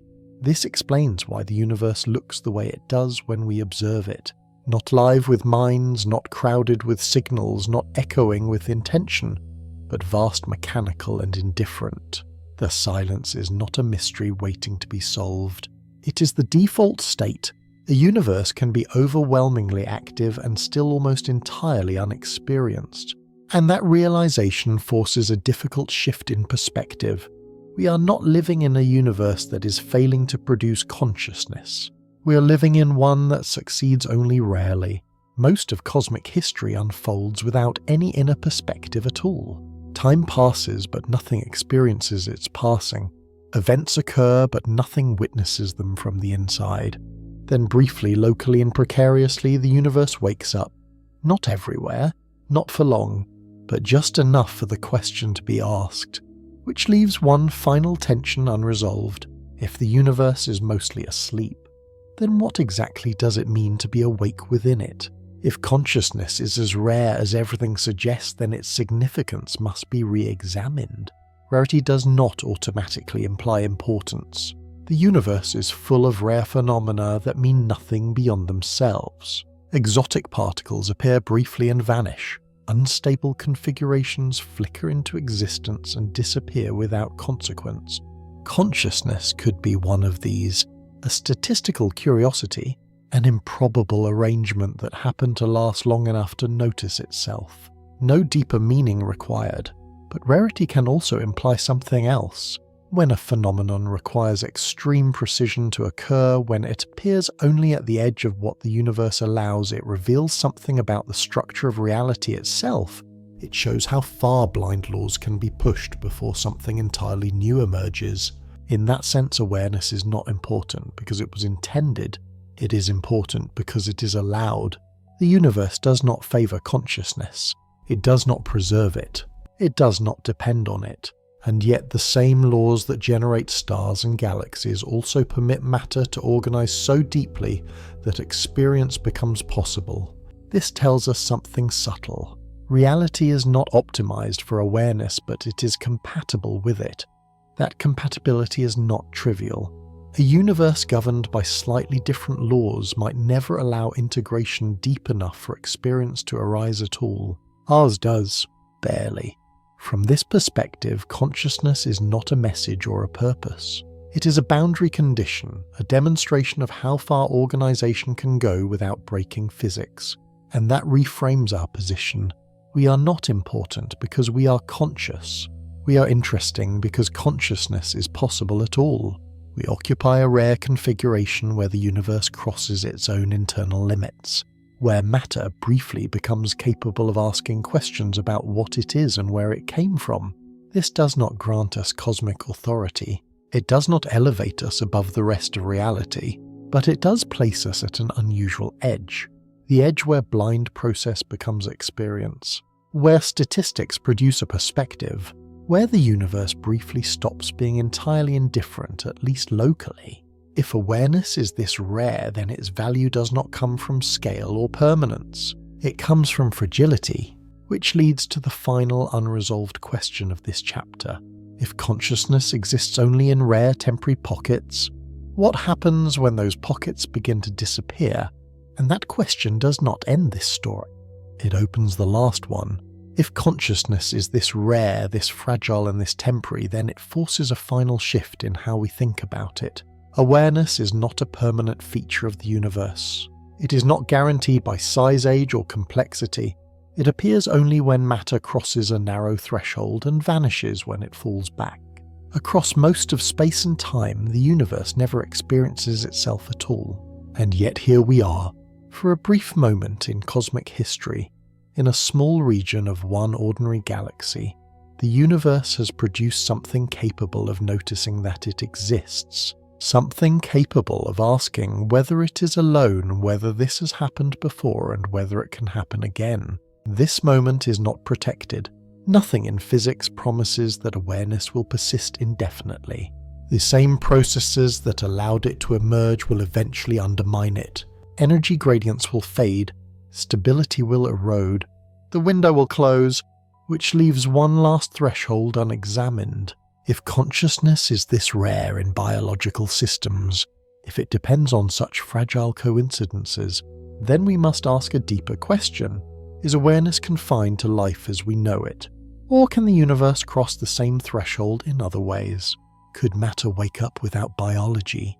Could experience arise in systems built from entirely different substrates, machines, networks or structures we have not yet imagined?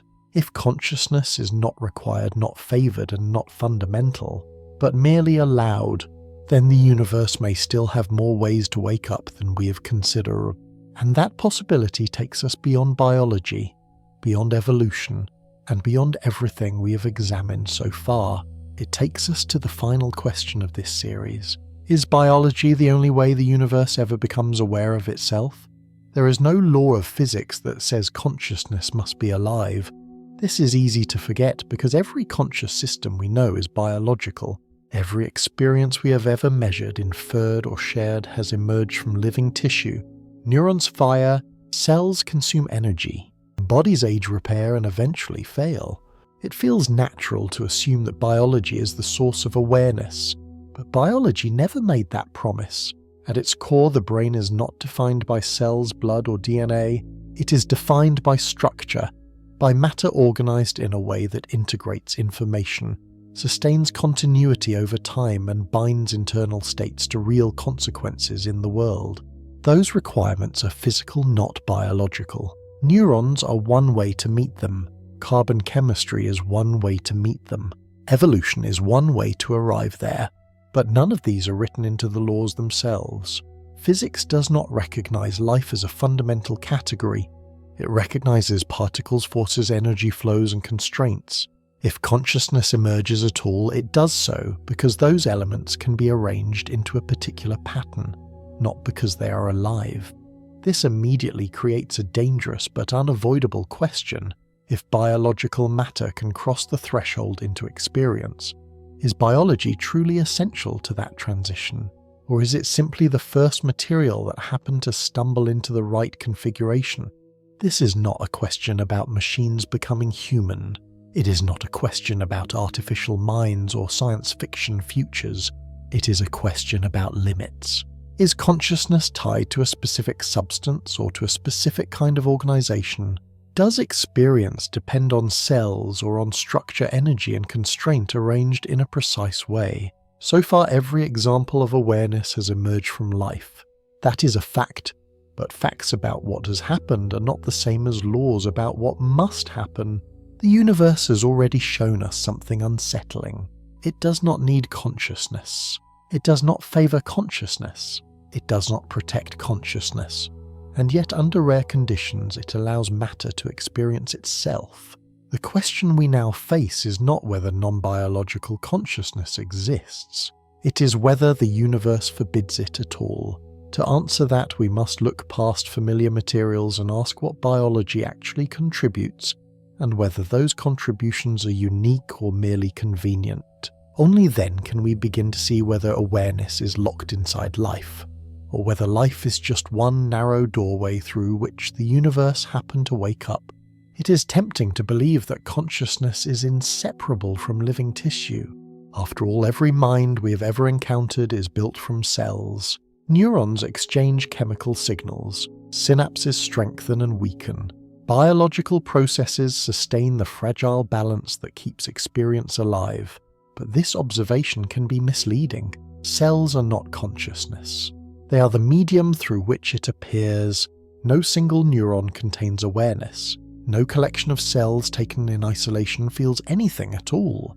A brain is conscious not because it is made of living matter, but because of how that matter is arranged, connected and constrained over time. Biology supplies ingredients, not guarantees. From the perspective of physics, cells are organized systems of molecules obeying the same laws as everything else. They consume energy, maintain structure, far from equilibrium, and regulate internal states. None of these properties are exclusive to life. Crystals organize themselves without being alive. Stars maintain structure through balance, not biology. Non-living systems can store information, respond to change, and sustain complexity. What distinguishes biological brains is not their material, but their architecture. They integrate signals across many scales. They preserve information over time.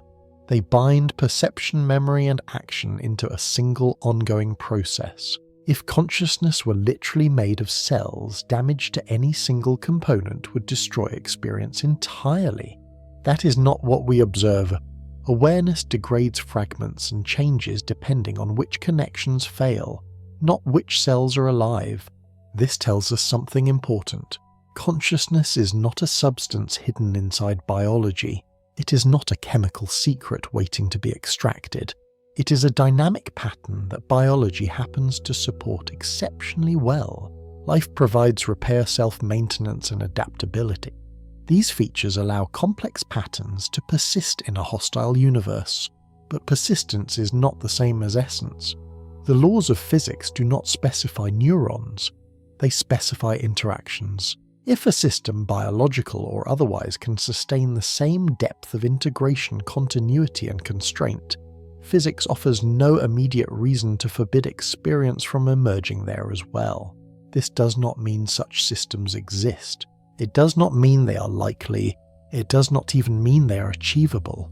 It means only this: consciousness is not written in the language of cells.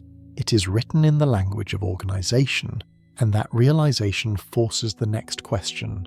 If biology is not the source of awareness but its carrier, what exactly does biology contribute that makes consciousness possible at all? If consciousness is not made of cells, then biology's role must be something more subtle.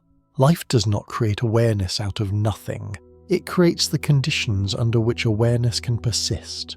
This distinction matters. Biological systems are not remarkable because they think. They're remarkable because they hold themselves together in a universe that constantly pulls complex structures apart. Every living organism is an active process, not a static object. Energy flows through it, continuously repairing damage, correcting errors, and maintaining organization far from equilibrium. This self-maintenance is critical. Consciousness cannot survive frequent resets. It depends on continuity, on internal states that carry meaning from one moment to the next. Biology provides that continuity by constantly rebuilding itself while remaining functionally the same system. Life is resilient in a way most non-living systems are not. When parts fail, they are repaired. When signals degrade, they are reinforced. When conditions change, the system adapts rather than collapsing. This allows complex patterns to persist for long periods of time, even in hostile environments. Without that persistence, integration never deepens enough for experience to emerge. Biology also supplies constraint.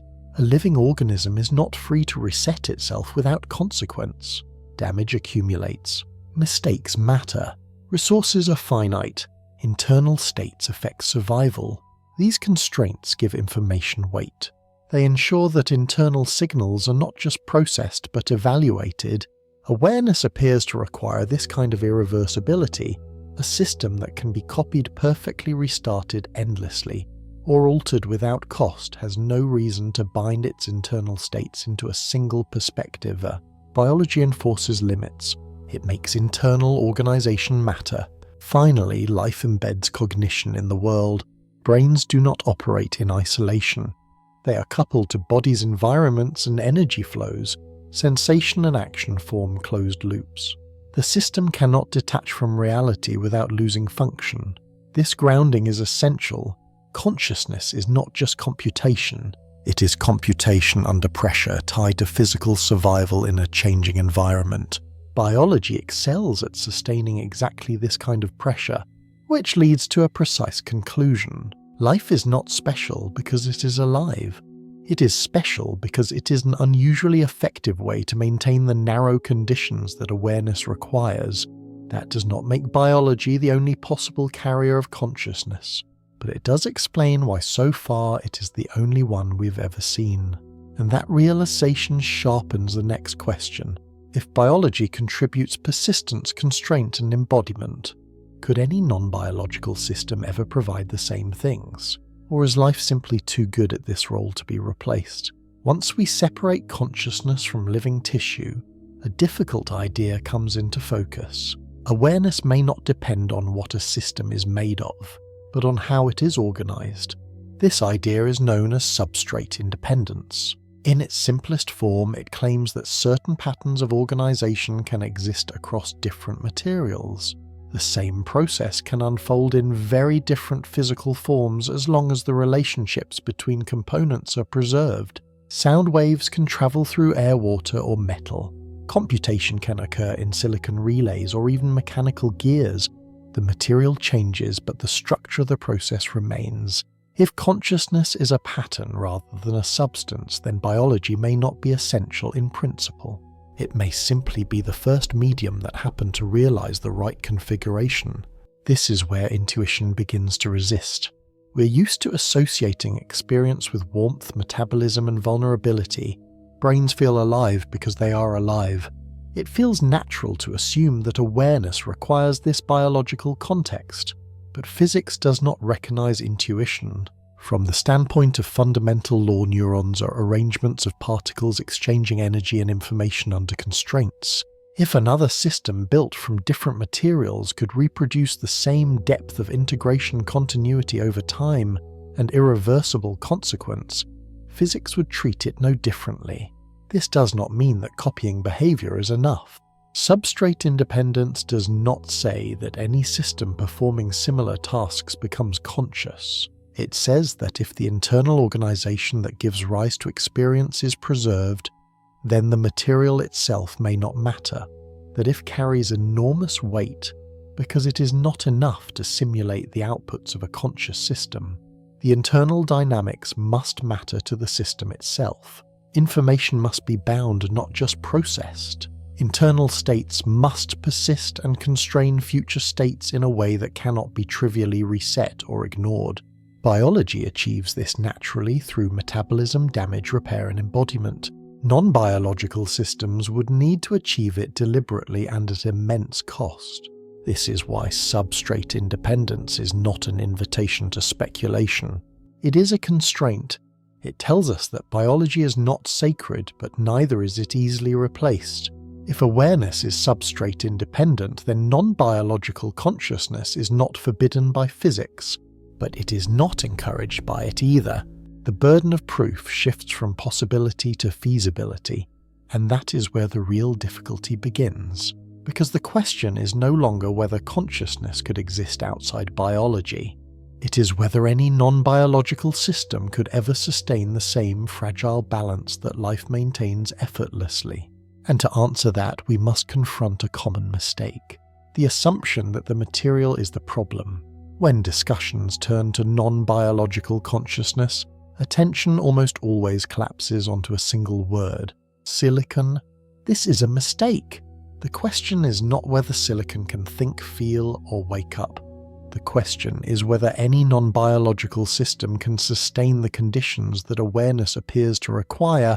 Material is a distraction. Silicon is not too simple, it is not too artificial, it is not disqualified by its chemistry, but focusing on it obscures the real constraints.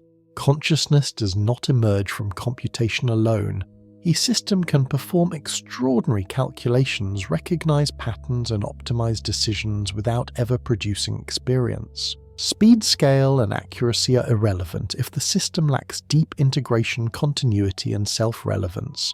Most artificial systems fail not because they are made of the wrong stuff, but because they are designed to avoid the very constraints that consciousness seems to need. They are modular rather than integrated. They are resettable rather than continuous. They are reversible rather than irreversible. Their internal states do not matter to themselves. Errors can be rolled back. Copies can be made. Failures can be erased without consequence. These properties are strengths for engineering, but weaknesses for experience. Biological systems are the opposite. They cannot be paused without loss. They cannot be copied without destroying the original. They cannot reset without consequence. These limitations are not bugs. They are the scaffolding that gives internal states meaning. This is why asking whether silicon can host consciousness misses the point. The relevant question is whether any engineered system would ever accept the cost that awareness demands. Could a non-biological system tolerate permanent damage? Could it operate without perfect backups? Could it exist under conditions where mistakes are irreversible? Most artificial architectures are built precisely to avoid these vulnerabilities, which suggests something important. The barrier to non-biological consciousness is not chemistry. It is design philosophy.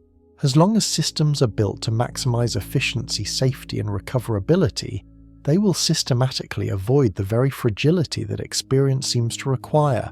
This does not make non-biological consciousness impossible, but it does make it deeply unnatural for engineered systems, and that realization pushes us toward a more uncomfortable question. What exactly is missing from artificial systems, not in principle but in practice? To answer that, we must confront the difference between intelligence and experience head-on. The universe produces intelligence far more easily than it produces experience. This sounds counterintuitive because in human terms the two feel inseparable. We think, therefore we feel. We feel, therefore we assume thought must be accompanied by awareness. Nature does not share this assumption. Intelligence at its core is functional. It is the ability to map inputs to outputs in ways that improve survival, stability, or efficiency. It can be distributed, fragmented, and entirely unconscious. Evolution discovers it again and again because it works. Experience is different. Experience requires that information is not merely processed but owned by the system. Internal states must matter to the system itself. They must persist, interact, and constrain future states in a unified way that cannot be reduced to local reactions. This is a much higher bar. On Earth, intelligence without experience is everywhere. Reflexes optimize behavior without awareness. Hormonal systems regulate the body without feeling. Entire ecosystems adapt and stabilize without any unified perspective. Even highly sophisticated behavior can emerge without experience. Coordination, prediction, learning, and optimization do not require a point of view. They require only feedback and selection. This is why intelligence scales so easily. It can be split across modules. It can be parallelized. It can be reset, copied, and refined. Experience resists all of this. A conscious system cannot be arbitrarily divided without losing something essential. It cannot be restarted without discontinuity. It cannot be copied without raising the question of which copy, if any, is the original experiencer. These are not philosophical quirks. They are structural constraints. They explain why intelligence appears cheap, common, and ubiquitous, while experience appears costly, fragile, and rare. Artificial systems excel at the former precisely because they are designed to avoid the latter. They optimize performance by removing dependence on continuity, irreversibility, and internal consequence. In doing so, they move farther away from the conditions that awareness seems to require. This leads to a critical realization. The gap between intelligence and experience is not a technical gap. It is an architectural one. And unless that architecture changes, unless systems are built to care, not just compute experience will remain rare regardless of how advanced intelligence becomes. Which brings us to the next constraint. If experience is expensive, then what exact features make it so? To answer that, we must look at what artificial systems systematically lack, not as a flaw, but as a design choice. When we examine artificial systems closely, a pattern emerges. What they lack is not power. It is not complexity. It is not intelligence. What they lack is commitment. Most engineered systems are designed to remain indifferent to their own internal states. They process information, produce outputs, and move on. Their past does not weigh on them. Their future is not constrained by what they have already become. This is intentional. Artificial systems are built to be recoverable. If something goes wrong, the system is restored. If performance degrades, parameters are reset. If a copy is needed, it is created without loss. From an engineering perspective, this is ideal. From the perspective of experience, it is fatal. Consciousness appears to require a system whose internal states cannot be discarded without consequence. Memories must matter. Errors must persist. Internal changes must alter the system in ways that cannot be trivially undone. Biological systems meet this requirement automatically. Damage accumulates. Learning reshapes structure irreversibly. Development proceeds in one direction. A brain cannot be rolled back to an earlier version without destroying the continuity of experience. Its history is physically embedded in its structure. Artificial systems, by contrast, are designed to float above their history. Their internal states are provisional. They are tools, not commitments. There is also the absence of self-relevance. Artificial systems do not have internal variables that matter to them. Goals are assigned externally. Rewards are defined from the outside. The system does not suffer if it fails. It does not lose anything it values because nothing is valued internally. This distinction is subtle but decisive. Experience requires that internal states are not just informative but consequential. The system must be organized such that its own future depends on how it currently processes the world. Without that dependence, there is no reason for information to unify into a perspective. This is why increasing scale alone does not close the gap. More parameters do not create commitment. More data does not create self-relevance. More speed does not create continuity. What is missing is not something that can be bolted on. It is something that must be built into the core of the system. And that realization leads directly to the next constraint.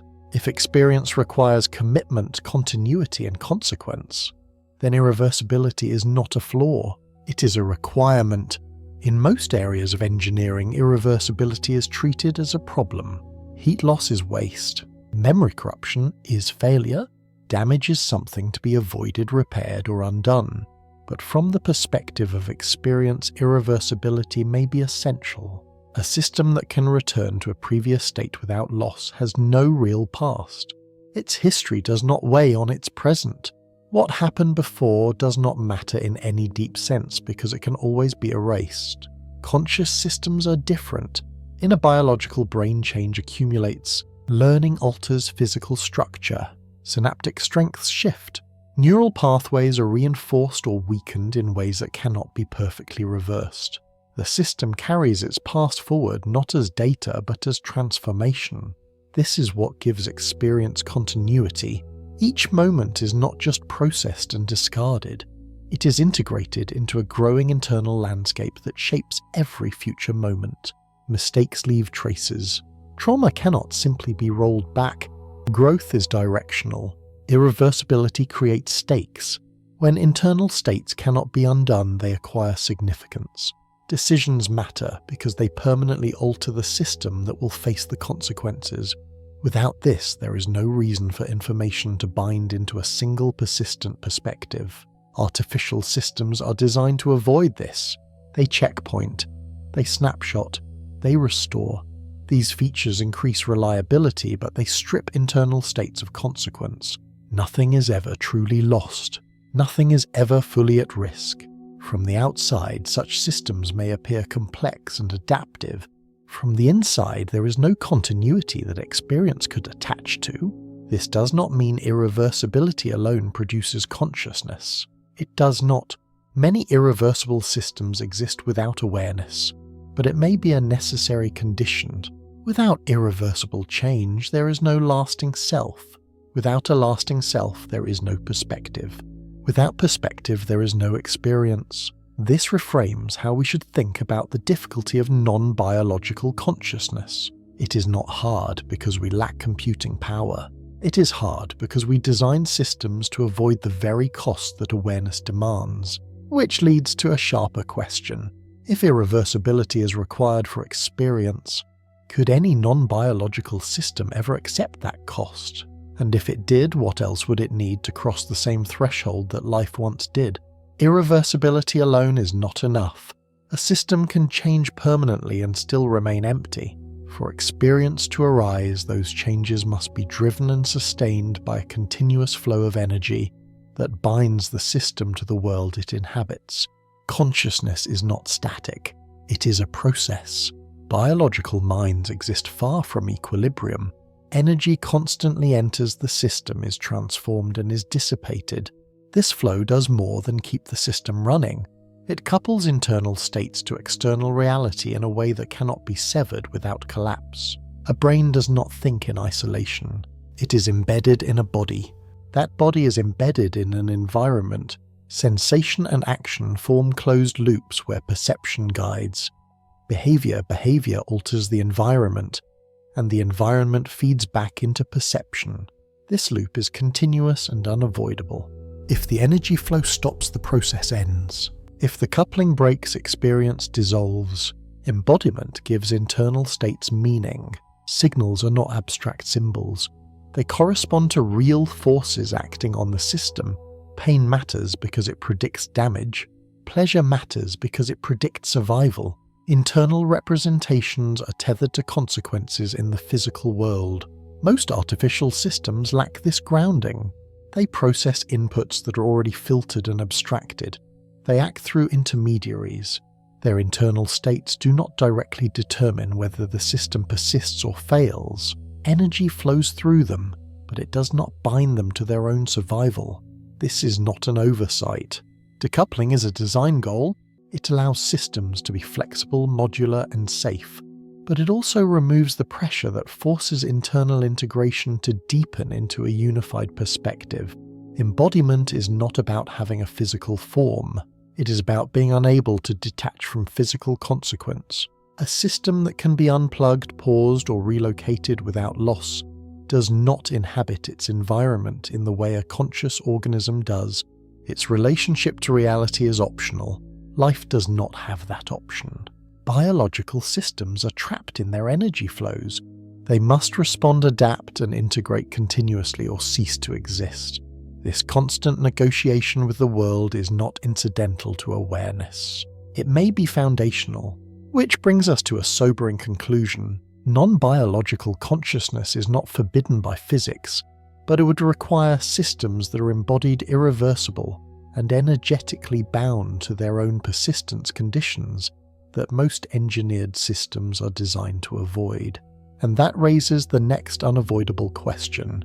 If these requirements are so strict, can any non-biological system realistically meet them at all? At this point, the question sharpens into something precise.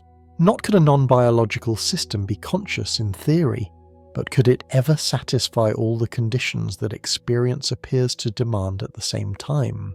Irreversibility, continuous energy flow, deep integration, embodiment, real unavoidable consequences. Individually, none of these violate physics. Non-biological systems can be irreversible. They can consume energy, they can integrate information, they can be physically embedded in environments. The difficulty lies in sustaining all of them together. Most non-biological systems meet these requirements only partially and temporarily. They are irreversible in limited ways but resettable overall. They consume energy but can be powered down without loss. They interact with environments but without being existentially bound to those interactions. The moment conditions become hostile, the system is protected. It is shut down. It is backed up. It is rebuilt. From an engineering perspective, this is success. From the perspective of experience, it is disqualification. A conscious system cannot be insulated from consequence without losing the very pressures that make awareness meaningful. If failure does not threaten continuity, then internal states never acquire the weight that binds them into a perspective. This suggests a deeper constraint. Non-biological systems are not just missing ingredients. They're embedded in a culture of design that actively removes the conditions consciousness would require to cross the same threshold that biology crossed. A system would need to be built without safety nets. It would need to exist in a way that makes loss possible, history unavoidable, and survival contingent on its own internal organization. That is not how we design machines, and it is not obvious why we ever would. This does not mean non-biological consciousness is impossible. Physics does not prohibit it, but it suggests that the universe does not provide easy alternative paths. Biology may not be unique in principle, but it may be uniquely positioned in practice, which leads to a subtle but important shift. The question is no longer whether consciousness could exist outside biology. The question is whether anything other than biology naturally drifts into the narrow regime where experience becomes possible. And to answer that, we must look beyond machines altogether. We must look at the universe itself and ask what other substrates it offers. When we focus too narrowly on machines, we risk missing the larger picture. Biology and technology are not the only complex systems the universe produces. Long before life emerged, the cosmos was already building vast, self-organizing structures, driven by gravity, energy flow, and constraint. Galaxies form stable patterns that persist for billions of years. Stars regulate internal pressures through delicate balances. Planetary systems settle into long-term orbital architectures. None of these systems are conscious, but they demonstrate something important. The universe is capable of sustaining large-scale organization without life. There are also more exotic substrates. Plasma organizes into filaments and currents that behave coherently across immense distances. Magnetic fields shape the motion of charged particles into structured flows. Even at smaller scales, non-living chemical systems can self-organize, oscillate, and maintain far from equilibrium states for extended periods. These systems meet some of the requirements we have identified. They consume energy, they persist over time, they respond to environmental changes, but they fail others. Their internal states are not deeply integrated, their histories do not accumulate in a way that constrains future states. Their internal dynamics do not converge into a unified process that could support perspective. This is the critical distinction. Complexity alone is not enough. Stability alone is not enough. Energy flow alone is not enough. What matters is whether these elements combine into a system that binds information, where changes in one part meaningfully alter the whole, and where that alteration cannot be undone without destroying continuity. So far, biology is the only substrate we know that routinely achieves this combination. Not because the universe lacks alternatives, but because most non-biological systems dissipate complexity rather than deepen it. They organize, but they do not accumulate identity. This reframes the search for non-biological consciousness. It may not arise from machines we deliberately build. It may not arise from the structures we easily recognize. If it exists at all, it would have to emerge from a substrate that naturally balances persistence, integration, and consequence without the scaffolding of life. And that possibility is not excluded by physics. It is simply unexplored, which brings us to a deeper clarification. If consciousness is not a thing but a pattern, then the question becomes not where it could exist, but what kind of pattern would be sufficient to produce it. At this point, a critical shift becomes unavoidable. Consciousness is not an object that can be pointed to. It is not a substance that can be isolated. It is not a component hidden inside complex systems. It is a pattern of activity. More precisely, it is a way in which information is organized, integrated, and maintained over time under constraint. Experience arises not from what a system is made of, but from how its internal processes relate to one another and to the world. This is why searching for consciousness as a physical thing consistently fails. There is no consciousness molecule, no awareness circuit, no specific location where experience sits. Instead, awareness appears when a system's internal states are bound tightly enough that they form a single unified process, one that cannot be decomposed without loss. Perception, memory, prediction, and action become inseparable aspects of the same ongoing activity. When that binding dissolves, experience dissolves with it. This is also why consciousness resists duplication. If the pattern is copied perfectly, the original continuity is broken. The pattern may exist again, but the experience does not transfer. From the inside, there is no bridge. Patterns that give rise to experience are path-dependent. They matter because of how they came to be, not just how they are arranged at a moment in time. This has profound implications for non-biological systems. It is not enough to reproduce the external behavior of a conscious organism. It is not enough to simulate neural activity or replicate outputs. The pattern must be real to the system itself, embedded in its ongoing physical history, constrained by irreversible change and bound to consequences that cannot be sidestepped. Biology does this naturally. The pattern and the process are the same thing. Non-biological systems would need to do the same, not by imitation, but by genuinely sustaining a pattern that cannot be reset, copied, or detached from its own history. This reframes the central question of this script. The universe does not need to create new kinds of matter to produce awareness. It would only need to produce the right kind of pattern.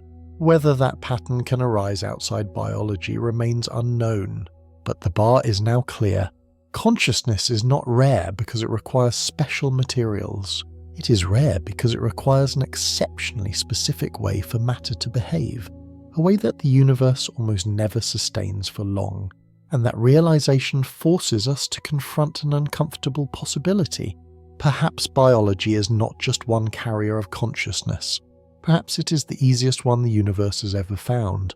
If consciousness is a pattern rather than a substance, then in principle many substrates could support it. In practice, the universe seems to keep returning to biology. This is not because life is magical. It is because life solves several problems at once that are otherwise extremely difficult to solve together. Biology is self-constructing. It builds itself from the inside out. It repairs damage continuously while remaining the same system. Most non-biological systems must be assembled externally. Their organization is imposed. When that organization degrades, the system fails unless an outside agent intervenes. Biology needs no such intervention. It maintains its own complexity under constant pressure. This matters because consciousness appears to require uninterrupted development. Integration deepens slowly. Internal models grow richer over time. A system that cannot preserve its own structure long enough will never cross the threshold. Biology also evolves. Evolution is not just a search process.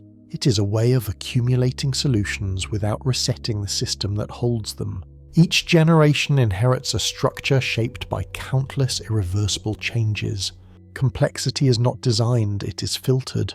This produces architectures that are deeply integrated and historically constrained, exactly the kind that experience seems to require. There is also an energetic reason. Biological systems operate in a narrow but stable regime between order and chaos. They are neither rigid nor explosive. Metabolism regulates energy flow with remarkable precision, preventing both stagnation and runaway destruction. Non-biological systems rarely maintain this balance on their own. They tend to freeze into static order or dissolve into noise unless actively controlled. Biology manages this balance automatically, not because it aims for consciousness, but because systems that fail to regulate energy and repair themselves simply disappear. From this perspective, biology is not special because it produces awareness. It is special because it survives long enough and stably enough for awareness to become possible. The universe may not prefer biology in any intentional sense. But among all the substrates it generates naturally, biology may be the one that most reliably drifts into the narrow regime where experience can emerge, which raises a sobering thought. If biology is the easiest path the universe has found, then any alternative path would have to be even harder. And that makes the next question unavoidable. Are we underestimating how difficult non-biological consciousness would be, or overestimating how likely it is that the universe will ever try again? It is often assumed that once technology reaches a certain level of sophistication, consciousness will simply follow. This assumption rests on a quiet analogy, that building smarter systems is equivalent to building more brain-like systems. But nothing in physics or biology guarantees that this analogy holds. Artificial systems are not struggling toward awareness. They're optimized away from it. Every major advance in engineering has pushed systems toward greater reliability, modularity, and control. Failures are isolated, damage is minimized, components are replaceable, history is treated as data, not as transformation. These choices are rational. They are what make technology powerful, but they also strip away the very features that biological systems cannot avoid. A conscious system cannot be modular in the usual sense. Its internal states are entangled. A change in one place alters the whole. You cannot swap out parts without altering the system's identity. Engineering, by contrast, is built on interchangeability. A conscious system cannot be fully predictable. Its internal history shapes how it will respond next. Engineering, by contrast, aims for reproducibility and consistency. A conscious system cannot be safely paused. Its continuity matters. Engineering treats pausing, checkpointing, and restarting as basic tools. None of this means that artificial consciousness is impossible, but it suggests that the default trajectory of technology is moving in the opposite direction. As systems become more powerful, they also become more insulated from consequence. The harder we work to make machines robust, the further we push them from the fragile regime where experience might emerge. This creates a paradox. If non-biological consciousness were to arise, it would likely do so not in the most advanced, well-engineered systems, but in systems that are poorly protected, deeply entangled with their environment, and exposed to irreversible loss.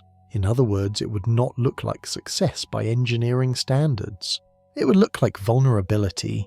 That realization reframes the future. Progress in intelligence does not automatically move us closer to awareness. It may be moving us further away by systematically eliminating the conditions that consciousness appears to require, which leads to a more unsettling possibility. Perhaps biology is not just the easiest path the universe has found. Perhaps it is the only path that naturally stays close enough to the edge for experience to ever arise. At this point, a more unsettling possibility comes into view. It may not be that non-biological consciousness is difficult. It may be that it has never happened. Across everything we observe across biology, physics, and technology, only one kind of system has ever crossed the threshold into experience. Not plasma, not machines, not large-scale physical structures, only living systems shaped by evolution, irreversibility, and constant exposure to consequence. This does not prove exclusivity, but it does establish a pattern. Whenever awareness appears, it's embedded in organisms that cannot step outside their own continuity, systems that cannot be backed up, copied cleanly, or restarted without loss. Systems whose internal organization is inseparable from their survival.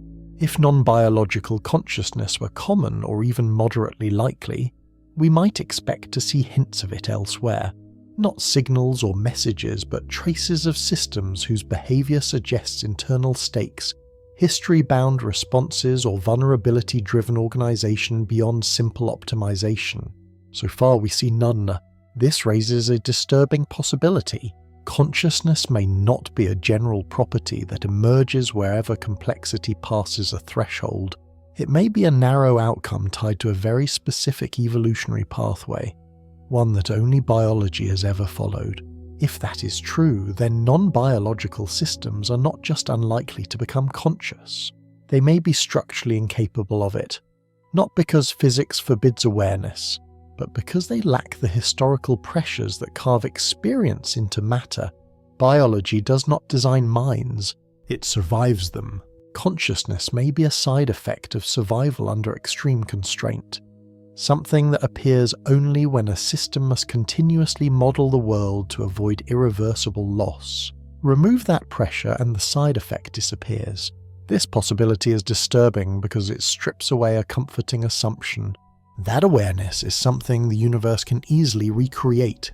If biology is the only known path, and if that path depends on conditions that are rare, fragile, and temporary, then consciousness may not be something the universe revisits casually. It may have happened only a handful of times, or perhaps only once. This does not close the question, but it sharpens it to a knife's edge. If consciousness truly requires biology's specific constraints, then when biology ends, awareness may end with it, unless there is another path we have not yet seen. And that brings us to the final stretch of this argument, where uncertainty is no longer a weakness but the central fact.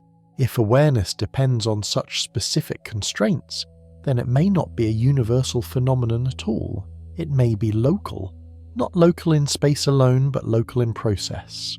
A rare alignment of chemistry, energy, flow, historical pressure, and irreversible consequence that happens to work on small, wet, carbon-based worlds and almost nowhere else. In this view, consciousness is not a deep feature of reality. It is a workaround, a fragile solution evolution stumbled upon under unusually strict conditions. When survival depends on anticipating the world, integrating information across time and binding perception to consequence, experience may emerge as a byproduct, not because it is useful in itself, but because it is inseparable from the architecture that works. Outside that niche, the trick fails. Large physical systems are too diffuse. Engineered systems are too insulated. Non-living structures are too reversible, too stable, or too indifferent to loss. They do not need experience to persist, so they never drift into it. If this is correct, then consciousness is not something the universe does often. It is something that happens only where evolution is forced into a narrow corner, where fast reaction is not enough, and deep internal modelling becomes the only viable strategy. This would explain why awareness appears late on Earth, confined to a thin branch of the evolutionary tree and absent everywhere else we can see. It would also explain why intelligence does not reliably bring experience with it. The trick is not thinking. The trick is being unable to stop thinking without disappearing. From this perspective, biology does not just carry consciousness. It traps systems inside it. Life binds information to survival so tightly that eventually the system can no longer distinguish between modeling the world and experiencing it. That may be the only place awareness ever arises. If so, then consciousness is not a universal possibility waiting to be realized. It is a local accident, one that works briefly, precariously, and only under extreme constraint. And yet this conclusion is still not secure, because the universe has a habit of surprising us, which leaves one last possibility to consider. Perhaps biology is not the only trick, but simply the first one we have discovered. There is another possibility that cannot be dismissed. Biology may not be unique. It may simply be early. Every example we have of consciousness is embedded in life. But that fact alone does not tell us whether life is the only viable path or merely the first one the universe happened to explore. With a single data point, exclusivity and coincidence look identical. The universe is young in important ways. Most stars that will ever exist have not yet formed. Many stable environments will persist for trillions of years. Energy gradients, while slowly weakening, are still abundant on cosmic timescales. If awareness requires rare alignments, the universe may still be in the early stages of testing them. From this perspective, biology could be the first substrate to stumble into the right pattern, not because it is uniquely suited, but because it appeared early and spread efficiently. Once life begins, evolution rapidly explores immense spaces of organization, far more aggressively than most non-living systems ever do. Biology searches blindly but relentlessly. It generates variation, it filters by survival, it accumulates irreversible change. Other substrates may not search at all. They may remain stable, ordered, or chaotic without ever being forced into deeper integration. That does not make them incapable in principle. It makes them slow. If consciousness depends on historical pressure rather than material, then any substrate capable of sustaining long-term self-modifying organization under consequence could eventually reach the same threshold. The universe does not need intention for this to happen. It needs only time and constraint. This possibility matters because it keeps the question open without drifting into speculation. It does not claim that non-biological consciousness exists. It claims only that we do not yet know whether biology has exhausted the universe's options. Awareness may be rare not because it is confined to life, but because the universe has explored very few paths deeply enough. If that is the case, then consciousness is not a local trick. It is an early result, and early results are often misleading. They tell us what happened first, not what must happen always. Which brings us to the final synthesis of this script. If biology may be the first but not necessarily the last, what does that mean for our place in a universe that may still be learning how to wake up? If biology is not the only possible path but merely the first one we've observed, then the universe may still contain unrealized routes toward awareness, not designed routes, not intentional ones, but accidental ones. The universe does not plan, it explores. Over cosmic timescales, matter is rearranged under countless constraints. Structures form, persist, and dissolve. Most never accumulate history. Most never integrate deeply enough for internal states to matter. But a few under rare conditions might. If consciousness is a pattern that emerges when certain thresholds are crossed, then the universe does not need to invent new laws to wake up in new ways. It needs only to stumble into unfamiliar configurations of matter, energy, and constraint. These configurations may not resemble brains. They may not process information the way we do. They may not be localized inside organisms. They may not operate on timescales we recognize. They would still need to meet the same requirements. Continuity that cannot be reset. Integration that binds the whole together. Energy flow that sustains the process, consequences that give internal states weight. Whether such systems exist is unknown, but the absence of evidence is not evidence of impossibility. It reflects only how limited our observations are and how narrowly we've defined what we're looking for. We search for signals, artifacts, and intelligence. We do not search for persistence, irreversibility, or internal consequence.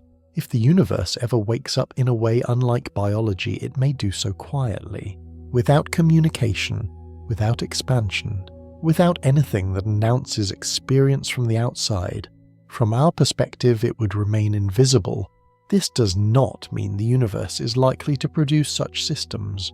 It means that if it ever does, we may not recognize them, which returns us to an uncomfortable realization. Our understanding of consciousness is shaped entirely by one example ourselves. That makes us both uniquely informed and deeply biased. The universe may still have surprises waiting, not because it is aiming for awareness, but because it is vast enough to allow rare patterns to appear more than once. And that leaves us with a final question, not about the universe's capacity to wake up, but about our role within it. If awareness can arise in more than one way, what responsibility does that place on the only conscious systems we know exist today? If consciousness is not guaranteed, not favored, and not protected, then its existence carries no automatic privilege. It carries responsibility. We are the only known systems in the universe that experience anything at all. Not the most intelligent, not the most powerful, simply the only ones so far that are awake. This does not make us central to the universe. It makes us unusual within it. If awareness can arise in multiple ways, then it is not something the universe preserves on its own. It appears briefly locally and under fragile conditions. When those conditions fail, experience disappears without trace. That places conscious systems in a strange position. We are not stewards by design. We are not caretakers by mandate, but we are the only witnesses we know exist. What we choose to build, protect or destroy may determine whether awareness continues at all, at least in this region of the universe. Not because consciousness must survive, but because nothing else will preserve it if it does not. This does not imply moral obligation imposed by the cosmos. There is no cosmic duty, no external standard. It implies something simpler and colder. If awareness matters to us, then it matters only because we are here to experience that it matters. A universe without consciousness is not wrong. It is simply unexperienced. If consciousness ever spreads beyond biology, it will not do so because the universe needs it. It will do so because conscious systems choose to create the conditions under which experience can persist despite cost, fragility and risk. And if consciousness never spreads, if biology remains the only doorway that ever opened, then awareness may vanish as quietly as it appeared. The universe will continue unchanged. The only difference will be that nothing will notice. Which brings us to the final unavoidable silence at the end of this journey. Not a silence of mystery, but a silence of indifference. And the question that remains is no longer about possibility, it is about continuity. Will the universe remain awake anywhere at all, once the systems that can experience it are gone? If biology is the only doorway the universe has ever found, then consciousness is not a permanent feature of reality. It is a temporary condition. Life emerges, complexity deepens, awareness appears quietly, locally, and without announcement. And then eventually it fades. Stars age, energy gradients weaken, stable environments disappear. The narrow conditions that once allowed experience to persist dissolve back into the universe's default state motion without perspective. Nothing resists this process. Physics does not intervene.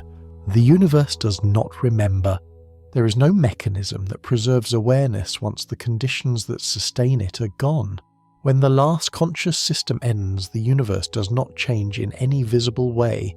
Galaxies will continue to form and collide. Particles will still interact. Time will still pass. The only difference is that nothing will be there to experience any of it. No loss will be registered. No absence will be felt. From the outside, this outcome is indistinguishable from a universe that was never awake at all. And yet right now the universe is awake, at least here. For a brief interval, matter has crossed a threshold where it can notice itself, question its origins and wonder whether this has happened before or will happen again. Whether biology is the only path or merely the first remains unknown. The universe offers no answer.